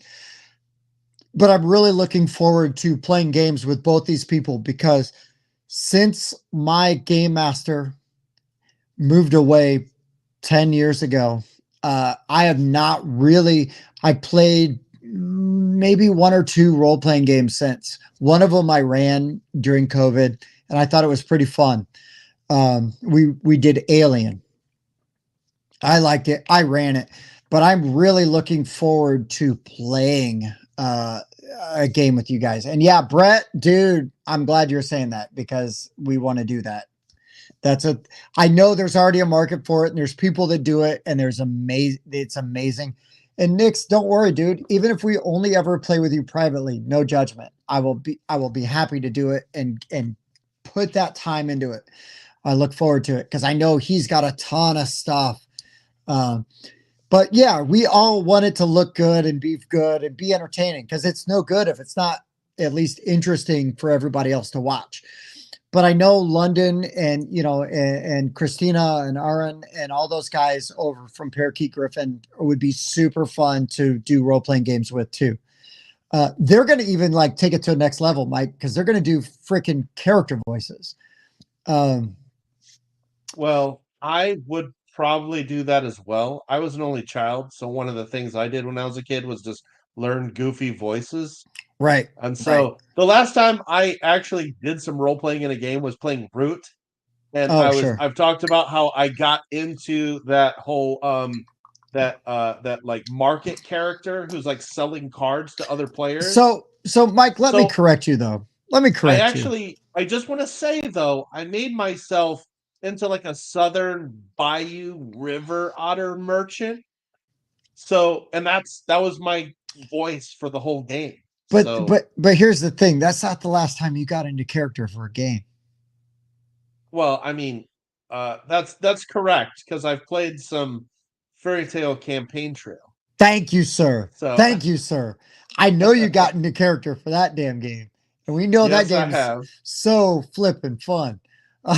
Yeah, see, even Ahmed Bob was actually the last character. Oh, it's Hikmat. It was Hikmat. Hikmat, not Ahmed. Bob, don't be racist. It was Hikmat. Yeah. But no, appropriating, Bob. but here's the thing though, right? Is I really look forward to getting the opportunity to do this with both Nick's and London and the awesome people at Parakeet. And yeah, if that goes well, you also do Call of Cthulhu. Nick's, I got to talk to you about a Call of Cthulhu version thing that I thought would be super cool to run, and you just might be the guy to help me implement that. And yeah, Andrew. So again, we've told this story before, but at Origins, we had just met Andrew, friend of the show, and we're like going to play a game, and I'm like, hey man, hold on, like I'm gonna go talk to these people real quick. I just met London and Christina and Aaron and all them. And I'm like, let's go over and see if they're available, right? And so we're kind of waiting for, I believe, Bob and Mike and maybe some and Dan to like show up. And we start playing Fairy Tale Campaign Trail, and I do the worst Doc Brown from Back to the Future impression, but it didn't matter. Because everybody had a great time. Spencer did the worst job of not looking like the ultimate villain of the whole game. Which then at the whole table like turned. Andrew's daughter was playing and having a great time. She was getting into it and like all amped up and worked up. Just what a fantastic experience. And that's just like a sample, right? Like of what getting into a role playing game can be. And it's so good. It's so good. And yeah, so Nix, just so you know, I've got role playing game books in totes and in crates that are not displayed. Now, seriously, not near as yours. Oh, Bobby says that my walk-in is better than my Doc Brown. So my voice was like completely shot when we showed up, but I was like, "Great Scott, Marty!" You know, I think it was like all the enthusiasm and the body language that like got it. And here's the thing with impressions is I used to be really good at it. Ironically, when I had a radio show, and then when I stopped doing that and I stopped doing the impressions, like any skill, it gets a little rustier. But like some of them come back pretty quick if I don't think about it too much. Which is why I can sometimes pull off the walk-in, but I can't overthink it. Like I just gotta like slide into it. I can't think about doing it. It's just gotta happen. Um, but yeah, I think that doing the role playing game stuff is going to be so much fun. It's going to tap into like a whole different area. Yeah, David, it definitely wasn't the frizzy hair. But like, so David, when we did this fairy tale campaign trail thing, I was like, okay, so am I allowed to get up and walk away from the table first? Because that's what I did is when it was my turn to present my case, you know, for fairy tale. And if you guys don't remember, Mike and I will play it again sometime soon because we're kind of overdue. Uh, I got up, walked away from the table, came running in and like slammed into my chair and like went into the whole thing like in a panic. And then Spencer immediately went into villain mode by accident. It was so good. But again, right? Like any board game, but role playing games or fun games like Fairy Tale Campaign Trail, the stories now that we get to tell, like Andrew and I will always have that story, right? Every time I see Andrew, like Andrew can go Great Scott and we're automatically connected. You know what I mean? He could talk about Thunder Road. He could talk about Downfall of Pompeii. He's connected to anybody from our show, you know, anybody that he saw at Origins that we hung out with. And it was so much fun. Yeah, see, London's got my back. Um, but we just went nuts with it. Have a great time. And that's again like what I love about board games. We just get crazy, we let loose. Yeah, see, so David wants to see us role play. Now you see Couch Mike, right? You see Mike all snuggled up with his Cubby's blanket, and he's got his Purdue's shirt on. He's got a little long sleeve thermal shirt underneath that. That's probably Purdue or Colts because the Colts suck, but it keeps him warm at night. You know, Mike's all comfy, cozy. But here's the thing: Mike does some badass impressions. Mike, you wouldn't know this. If you met Mike for 5 minutes, talk to him, you wouldn't know this. Mike can sneak into some characters. He'll commit to the bit. And I guarantee you it's going to be fun. I would bet money on it. I bet money on it. Mike, seriously, when we first played Lords of Hellas together, when we first really gamed together in person, right?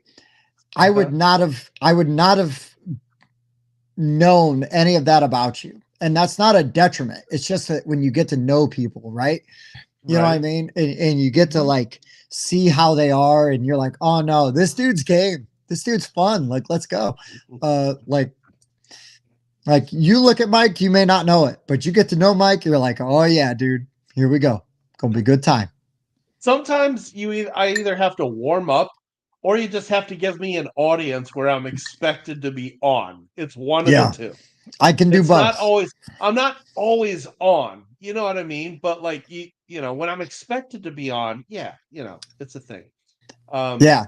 And so London, there you go, right there. You're guaranteed at least two backers. Me, even though I got a prototype, I'm still buying this damn game because I love it.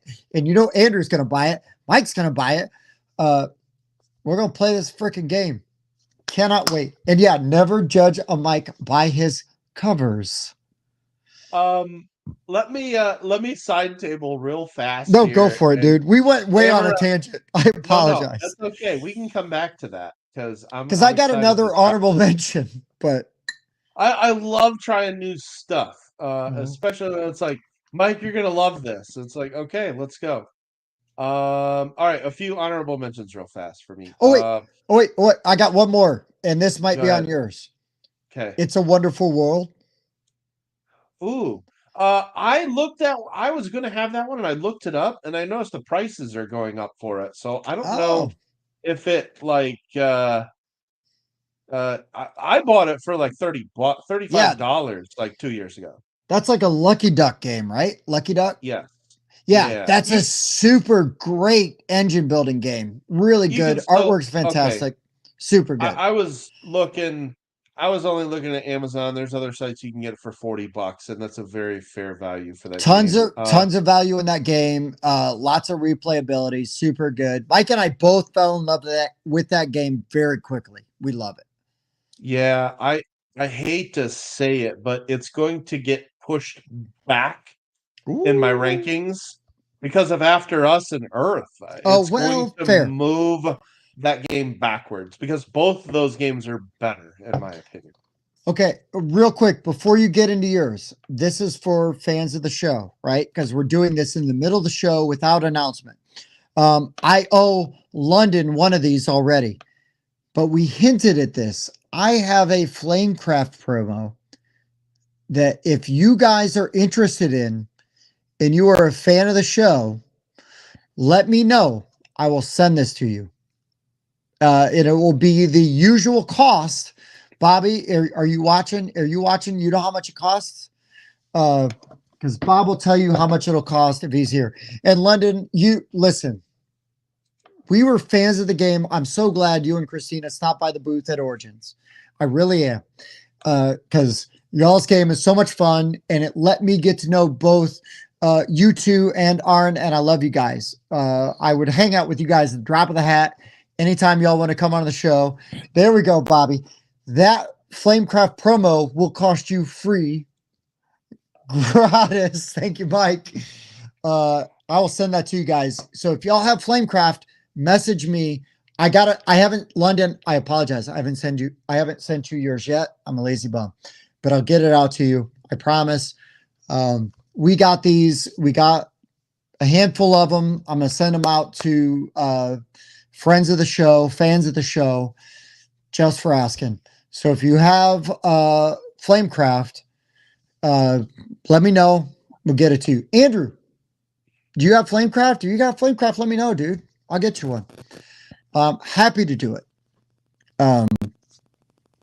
And yeah, it's just as a thank you. Like I don't want anything for it. I just want to be able to. David, the other outstanding giveaway is we still are waiting for the Castles of Burgundy giveaway winner to claim their game. I have Time to picked. redraw. Yeah, I'll just redraw. You know what? I'll Time just to redraw. redraw. I'll just redraw right now, real quick. Let me Are see you if I gonna got do it it. right now, Yeah, Bob? fuck it. Why not? Well, I thought we would usually would do a separate video for the announcement, but Well, you do it. it, I'm just gonna do it off to the side. You tell me. You go into your honorable mentions while I'm doing this. don't announce it now. But if you want to Okay, pick fair, it now, then go ahead. fair, And then fair, fair, later fair. tell me who it is. So if it's somebody I know, we can make sure that dang thing gets Well, claimed. if it's somebody that I think is watching, I'll just do it right now. But Do it. yeah. But it's got to be Um, somebody eligible. I'm not cheating. Blah blah blah. no, we got an app that we use. It's a random comment picker. It's not even an We app. It's like a public domain website. Yeah. website. Thank you, Mike. Yeah. All right, Yeah. Mike. Honorable mentions. Okay, I'll go pretty quick through these. I know this is not everybody's favorite game anymore, but as far as what you get and how much I've played it, Azul, you can get this game on Amazon for $22. I know. I've Never played liked this it. game. I've played this game 27 times. I'm under $1 per play. Good for I you, dude. like I like the interaction in it. I like how simple the strategy is. I really like those kind of starburst looking acrylic tokens. I like those a lot. So I think Azul, if you don't have it or haven't played any of them, for $22 is a pretty good buy. Hmm. Deus, $33. I've played this engine builder like 11 or 12 times now. I think it's a really unique engine builder where I really like how when you play a card type, you have to have a building available to play that type of card because every card is also a building. But then when you build that card, you don't activate it. You're going to activate every other of the exact same type of building first. So you start bottom to top. You play that new card on the top, then you play the bottom one, and then you play the next one, and then you play the third one, and then the fourth one, and you get really fun combos. Deus is great. The production isn't great, but for $33, you could do worse. And I think it's a very underrated game, especially it's a little older now. Lords of Waterdeep. This is a game to start your collection with. Okay, if you Hmm. have not played Lords of Waterdeep or you don't own it, just go get it. I've played this game 27 times now. I You can get it for $35. It's hard to beat that. Hmm. I think Marvel Dice Throne is a pretty good value when you can get it for $40. Almost on my list. I mean, Seriously. for $40, you can get 4 characters. The replay value is pretty good. It's really easy to get to the table. I like how thematic each character feels. And really, that being said, all of the Dice Thrones are similar. They just don't have that IP. So if you've ever been interested, yeah, Dice Throne games are very easy to get to the table and they're pretty fun. Another one here, kind of a blanket statement. I think Garfield Games does an excellent job of pricing their games. All of the West Kingdom games, um, Architects, Paladins, or Viscounts. I have Paladins and Viscounts, and I think they're both excellent. Hmm. I have not played Architects actually, but it's highly rated as well, and it's the whole reason the other two exist. But these games are $40 or less, and there's a lot of content in those boxes. And so I just again for the value and how good the games are, the West Kingdom games are all very good. Just pick one. They're excellent, and you can easily find them used for like $25-$30. So I think, and like Wayfarers is really good too. Wayfarers at the South Tigris. That one is another one that is like a $40 game. It's a very crunchy experience. I did not mention Raiders of the North Sea, by the way, because that is the my least favorite of his games. I liked Paladins and Viscounts much more than Raiders. I think Raiders struggles with replayability unless you get one of the expansions. It feels very samey after a few plays. Hmm. My last few here. Tim, Tyrants of the Underdark. I thought you were going to mention that. Ah. Easily found under $40, readily Mm. available. A I great wanna mixture of I deck wanna buy building this game so badly. and territory control. I know, I've been so tempted myself. Um, Also, Smartphone Inc. Oh, Smartphone Inc. smartphones are good. You can get for under $50. It has a dual layered board, not dual layered player board, a dual layered board. And it's very easy to teach. It gets to the table very easily. It plays fast in 90 minutes, even if you have 5 players. I love how silky smooth it is, just going from one section of the turn to the next. I love the way you do your planning with those kind of tablets that you're using. Smartphone Inc. is a top 10 game for me. And when you can get retail for less than $50 and it's got a dual layered board, it's a must buy. I love Smartphone Inc. It is fantastic. So I should have put it in my top 10, but yeah, no, I put some other stuff in there. Last but not least, one we reviewed not too long ago, The Spill from Smirk and Dagger. You can get Oh, that for under dude. $50. It's very easy to teach. It's very family friendly. I like the theme. I like the art. I really like that dice tower that splits the dice into these 4 different quadrants that you're that determine that's the oil rig, and that's where the oil is leaking out, and you're trying to save animals before they get mucked up with oil. And Hmm. I really appreciate that theme a lot, and it's a good solid family weight co-op game that you can get for under $40. So there you go. Those are my honorable mentions. Nice. Nice. Love it. Great picks. Great picks. I love it. Um, yeah, no, I mean, here's the thing. Here's the fun thing about value, right? Is it's always subjective. I mean, like any of these lists, they're all subjective, Mhm. you know. Yeah. But I do think that I think all of the games we've listed, whether or not, like, here's the thing is, I don't love Azul, but Mike, you're right. There's a very good value for Azul because a lot of people really like Azul.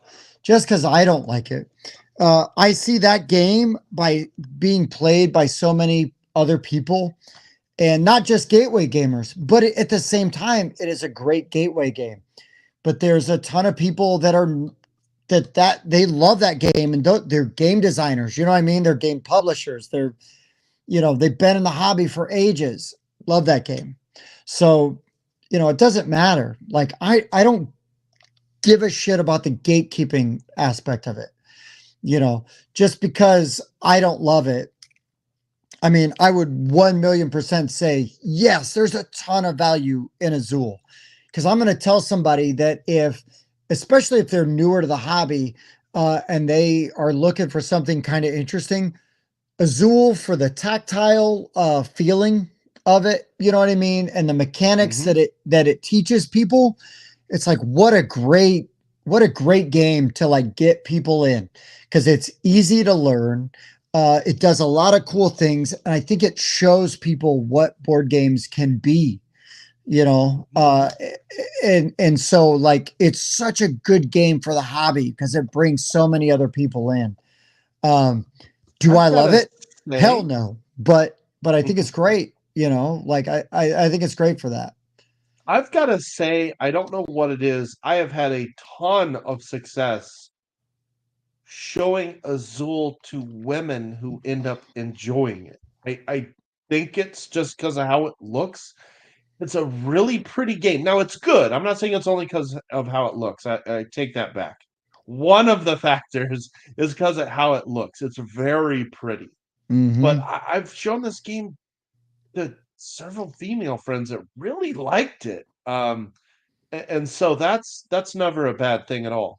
And, plus the fact that Azul has got 4 new versions now, and I wanna try all of them because 'cause I've enjoyed the base game of Azul, and now there's all these new and interesting versions, and I really just need to take the plunge and get one of these. Like, I need to just get, like, Summer Pavilion or Queen's Garden, the more recent one. But they all look really cool, and I obviously really like the original, so Yeah.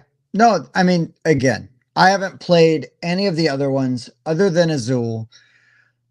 It fell flat with me. Like I thought it was fine, but Mhm. it didn't, you know, resonate.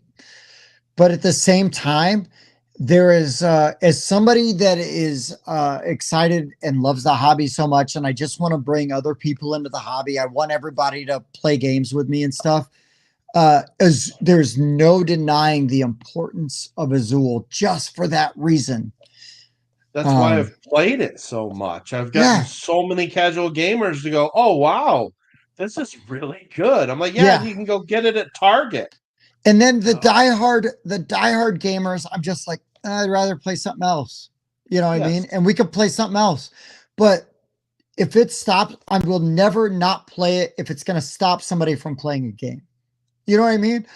Yeah, like, Like, it's not gonna be one that I'm gonna bring up if, like, you and Bob come over, you no, no, know? no, no, no, no. Yeah, yeah, But yeah, yeah. I definitely I'm gonna show it to my parents one of these days, and I think they'll enjoy it.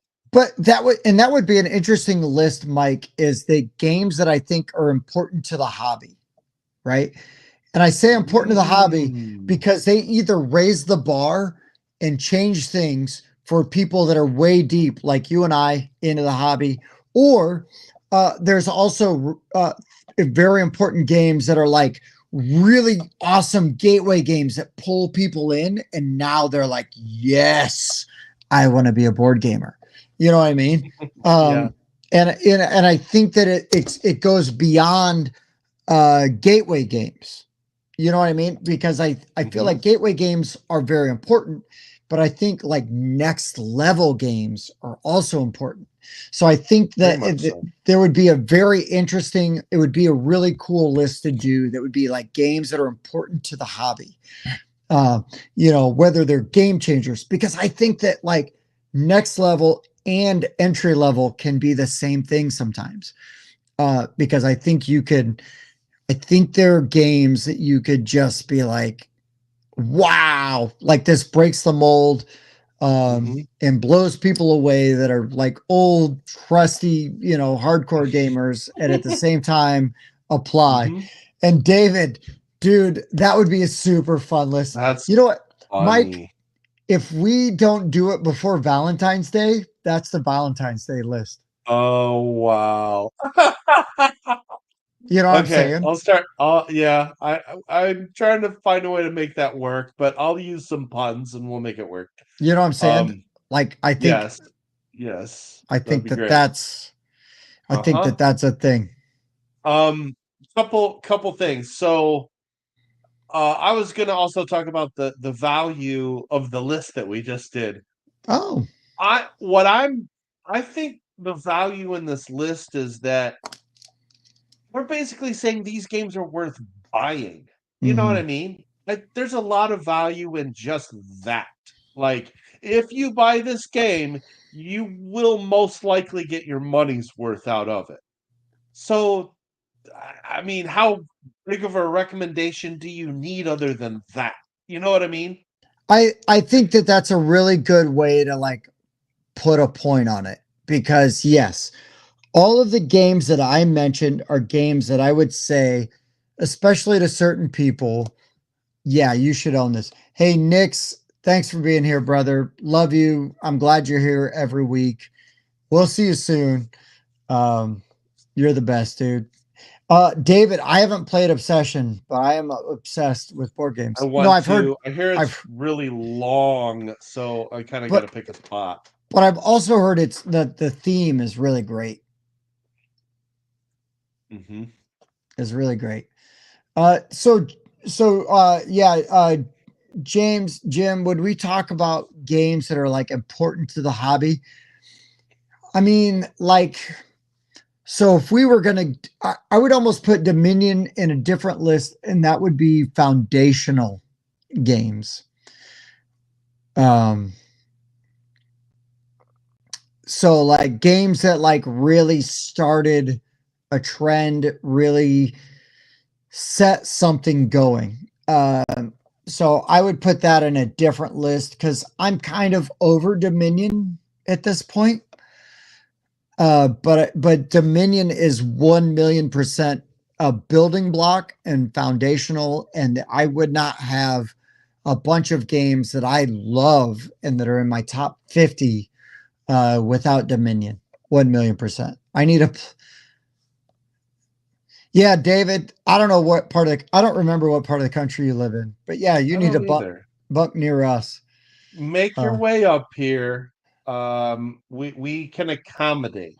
So just let us know. Make your way up here. yeah, that's true. That's true. If Mike if has you, spare rooms.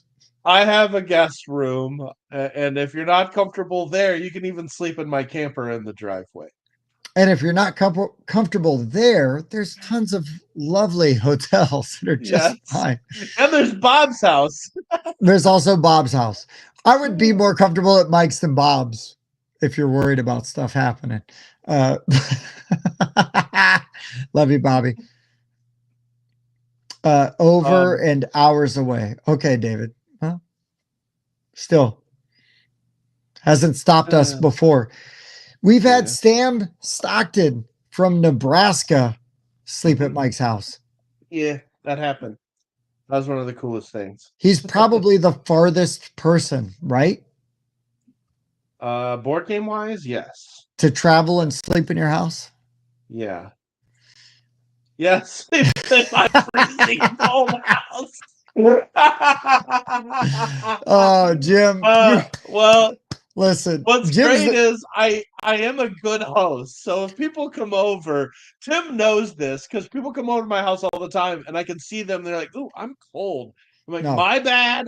I go upstairs and I turn the thermostat up. Hold up. Yes, to Mike's credit, he's an excellent host. Mike is an excellent host. But let me just say, I love Jim just throwing the fucking spears nonstop all night. I love him I for that. bridged him. It's the best.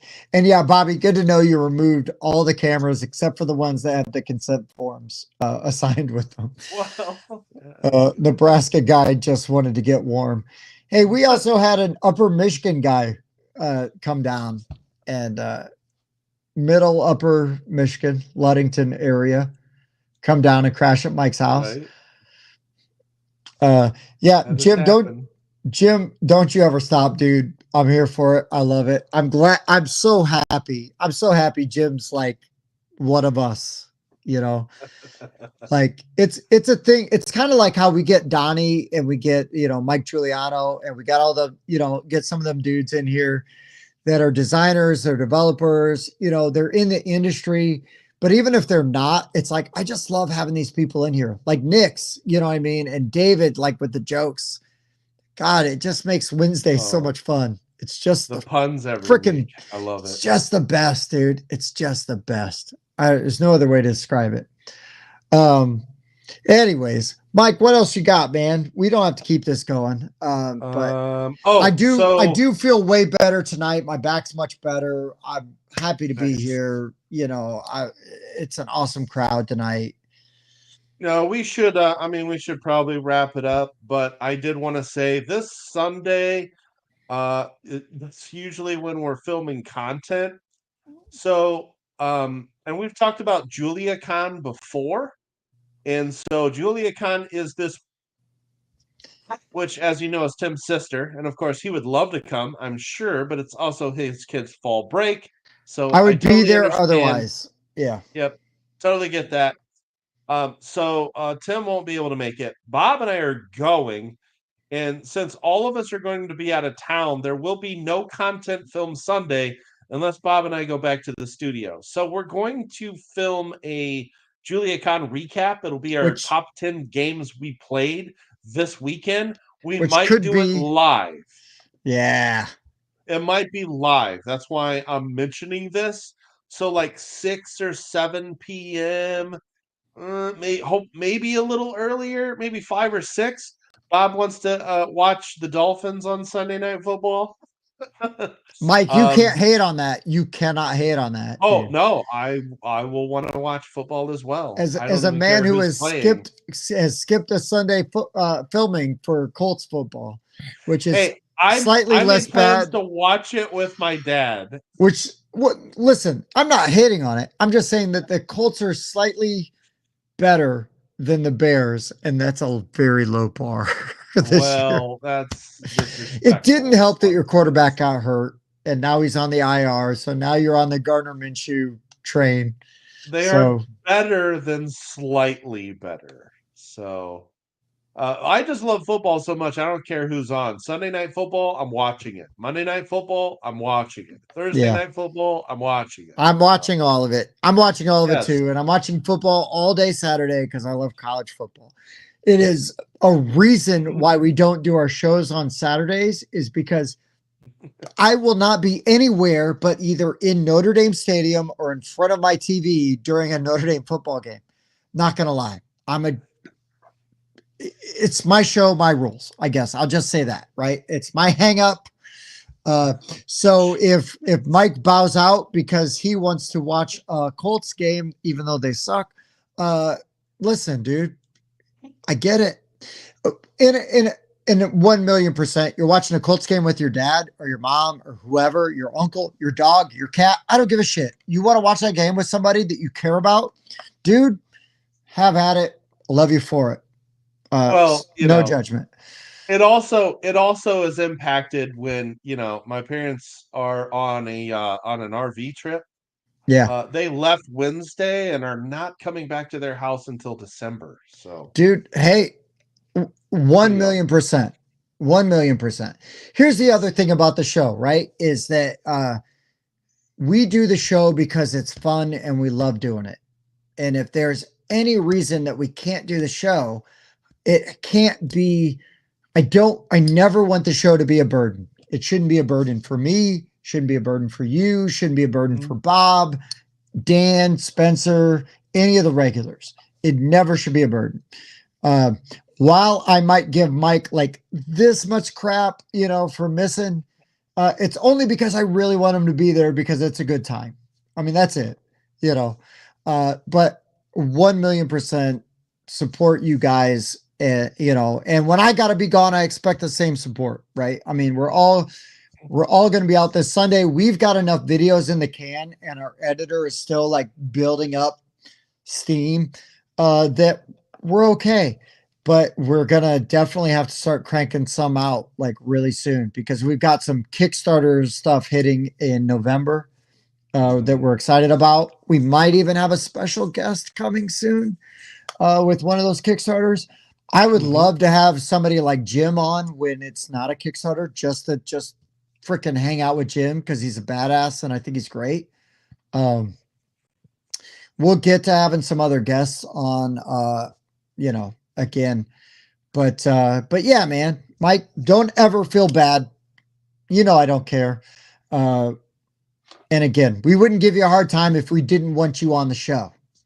Well, and I enjoy doing it. So if I'm not Yeah. gonna be there, I usually have a damn good reason because that's where I want to be anyway. Right, So right, right, right, right.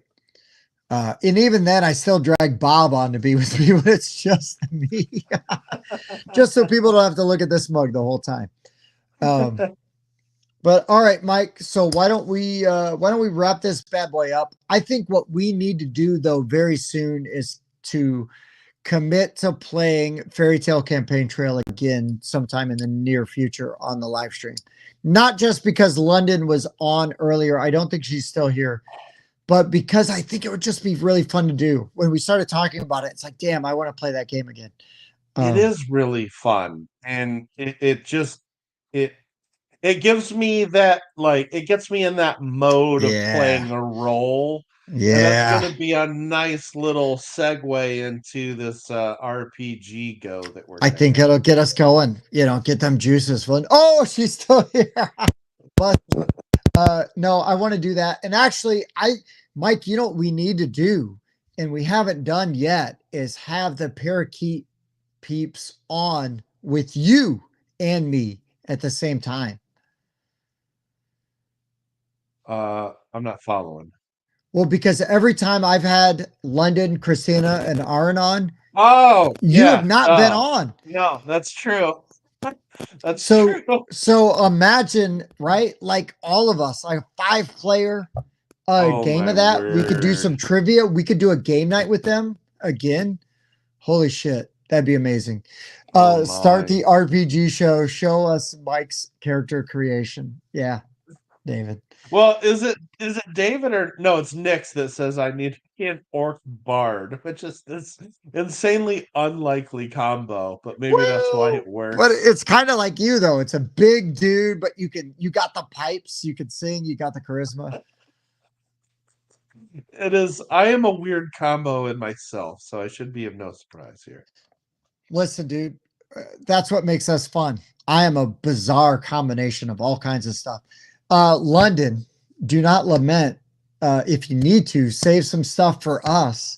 But we're gonna hit you guys up because for another game night really soon.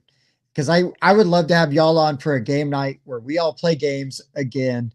And we actually have Mike though with us. I think that'd be super cool and super fun. I'll message you guys. We got our own channel in the Discord because we're cool like that.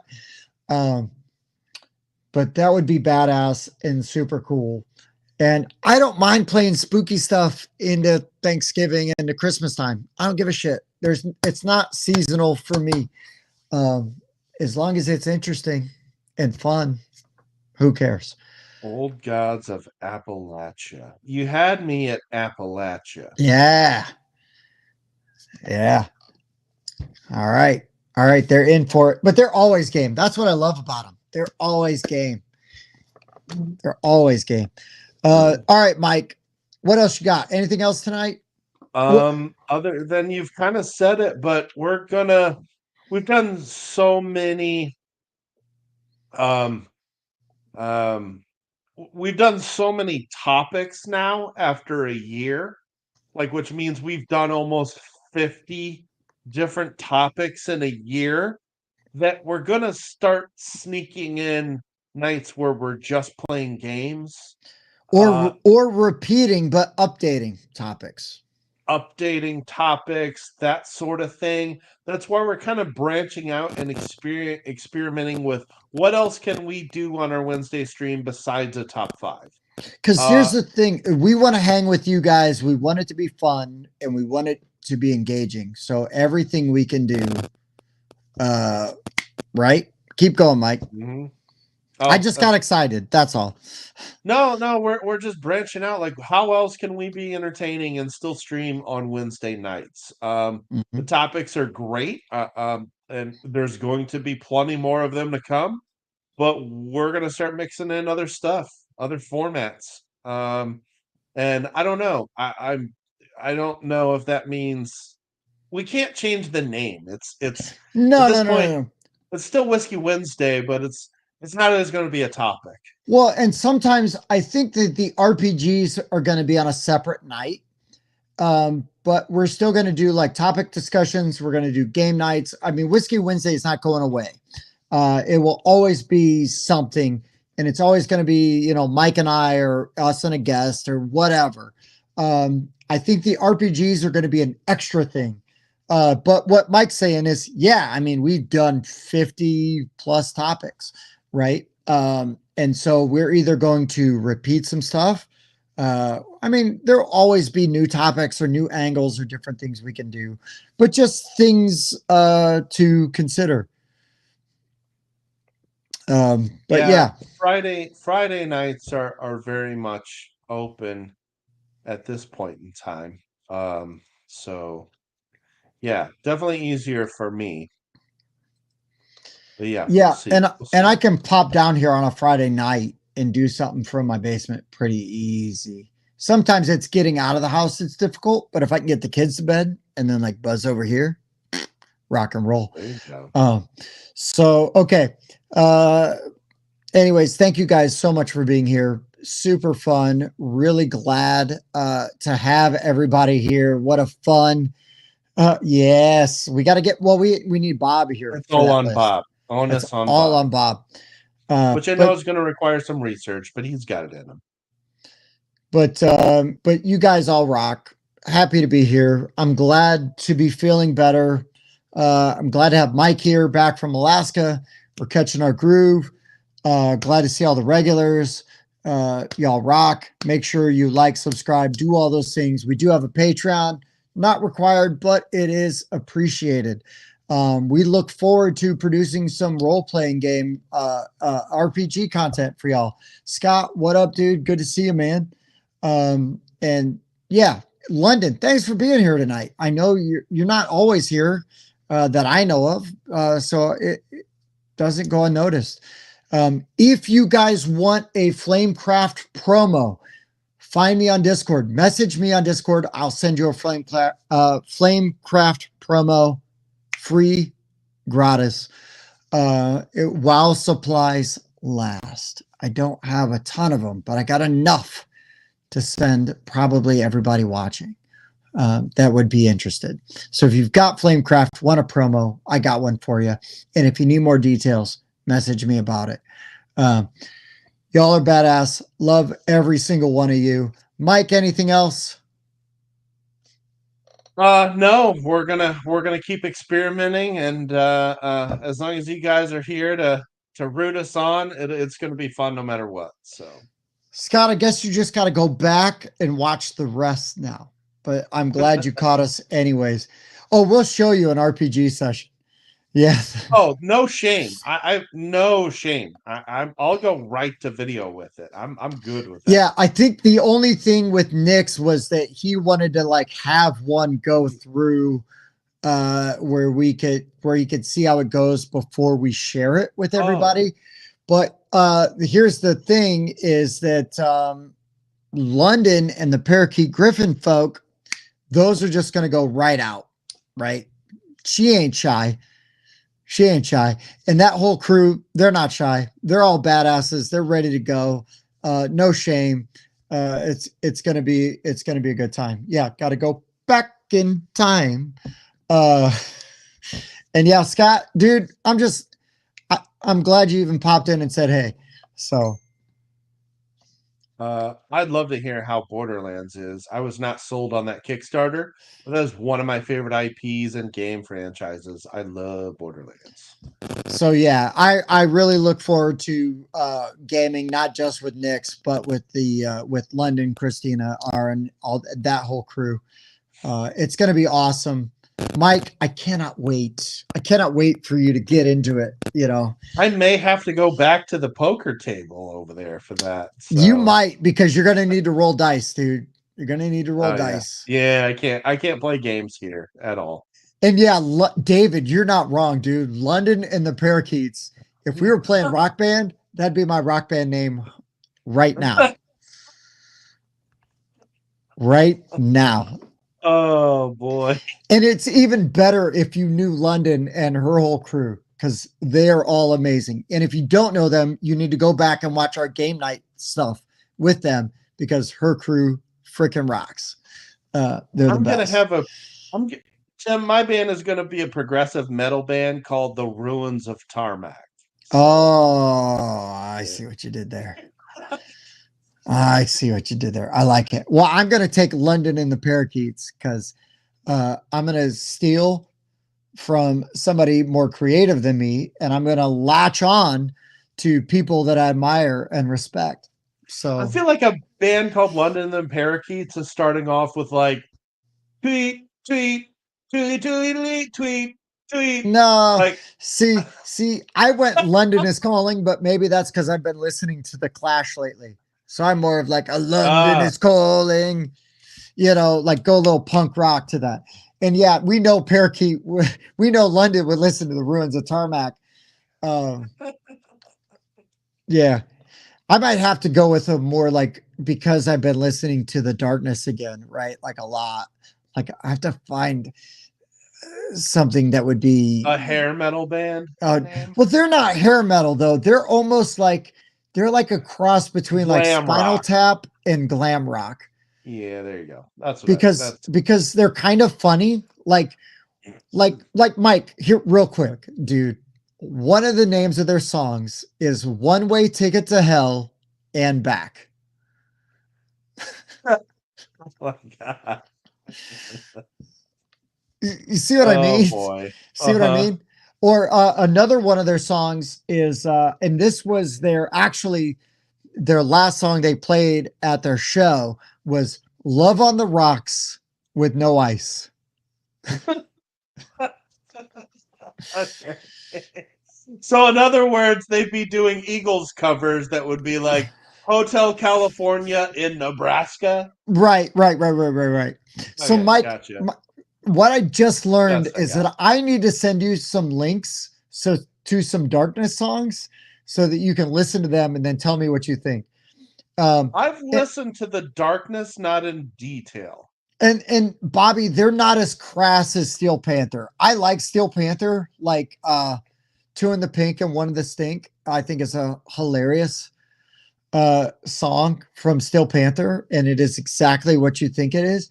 But the Darkness is like a little bit more clever.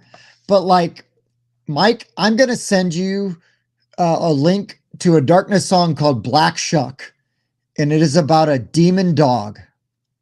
Okay, and then I'm gonna send you a link to their other song, Get Your Hands Off My Woman, and I won't put anything else because there's more to that line. Uh, there's some badass songs in there that I think that might even grab you. But anybody that's even doubting the darkness, I say Black Shuck. Listen to Black Shuck.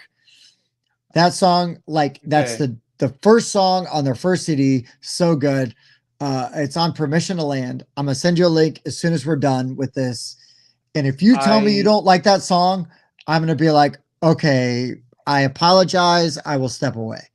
But that song fucking just slaps right I've away. It's really I've good. already pulled them up on Spotify, so I'm ready. It's queued up. So Black Shuck, Love on the Rocks with No Ice, so good. You're really growing on me.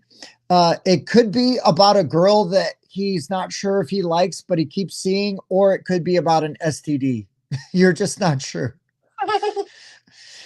It's either genital warts or it's a girl that has just Oh, wormed her way into his life. You're really growing on me. that also gave him genital warts. I mean, both could be. It's not mutually exclusive, right? I mean, um, yeah, just really good stuff. Girl with All the right. Hazel Eyes, badass song. But one way ticket to hell and back is like seriously a really cool song. Uh, but they are way more than just I believe in a thing called love. Even though I will still go to bat for that song any day of the week. I 1,000,000% love that song and that video. I'll die on that hill. I don't care. Um, but Okay. anyways, guys, it's been almost 4 hours. We have rocked your faces off Woo! tonight. Mike, badass list, great choices tonight. Thank you so much for being here. Thank you everybody for watching. Y'all are amazing. We will be back in a week. Even though we are going our separate ways this weekend, we will be back next Wednesday for our small box value games. Might be a top 10 again, but it's guaranteed Uh-oh. to be a top 5. Just going to say that, right? Oh, yeah. And Mike might even have a Cubs snuggie blanket cuddled up with him. I'll go find my Colts blanket. Don't ruin a good thing, man. Keep the Cubs one. That Colts blanket is on IR for the rest of the season. Come on, it's done. It's done. Yeah, this season's over. That's true. This season's over. Go to the next one. Go to the next one. All right, guys. For the board game rundown, I've been Tim. I've been Hikmat. He's back. We'll see you next week. Thank you so much for watching. See ya.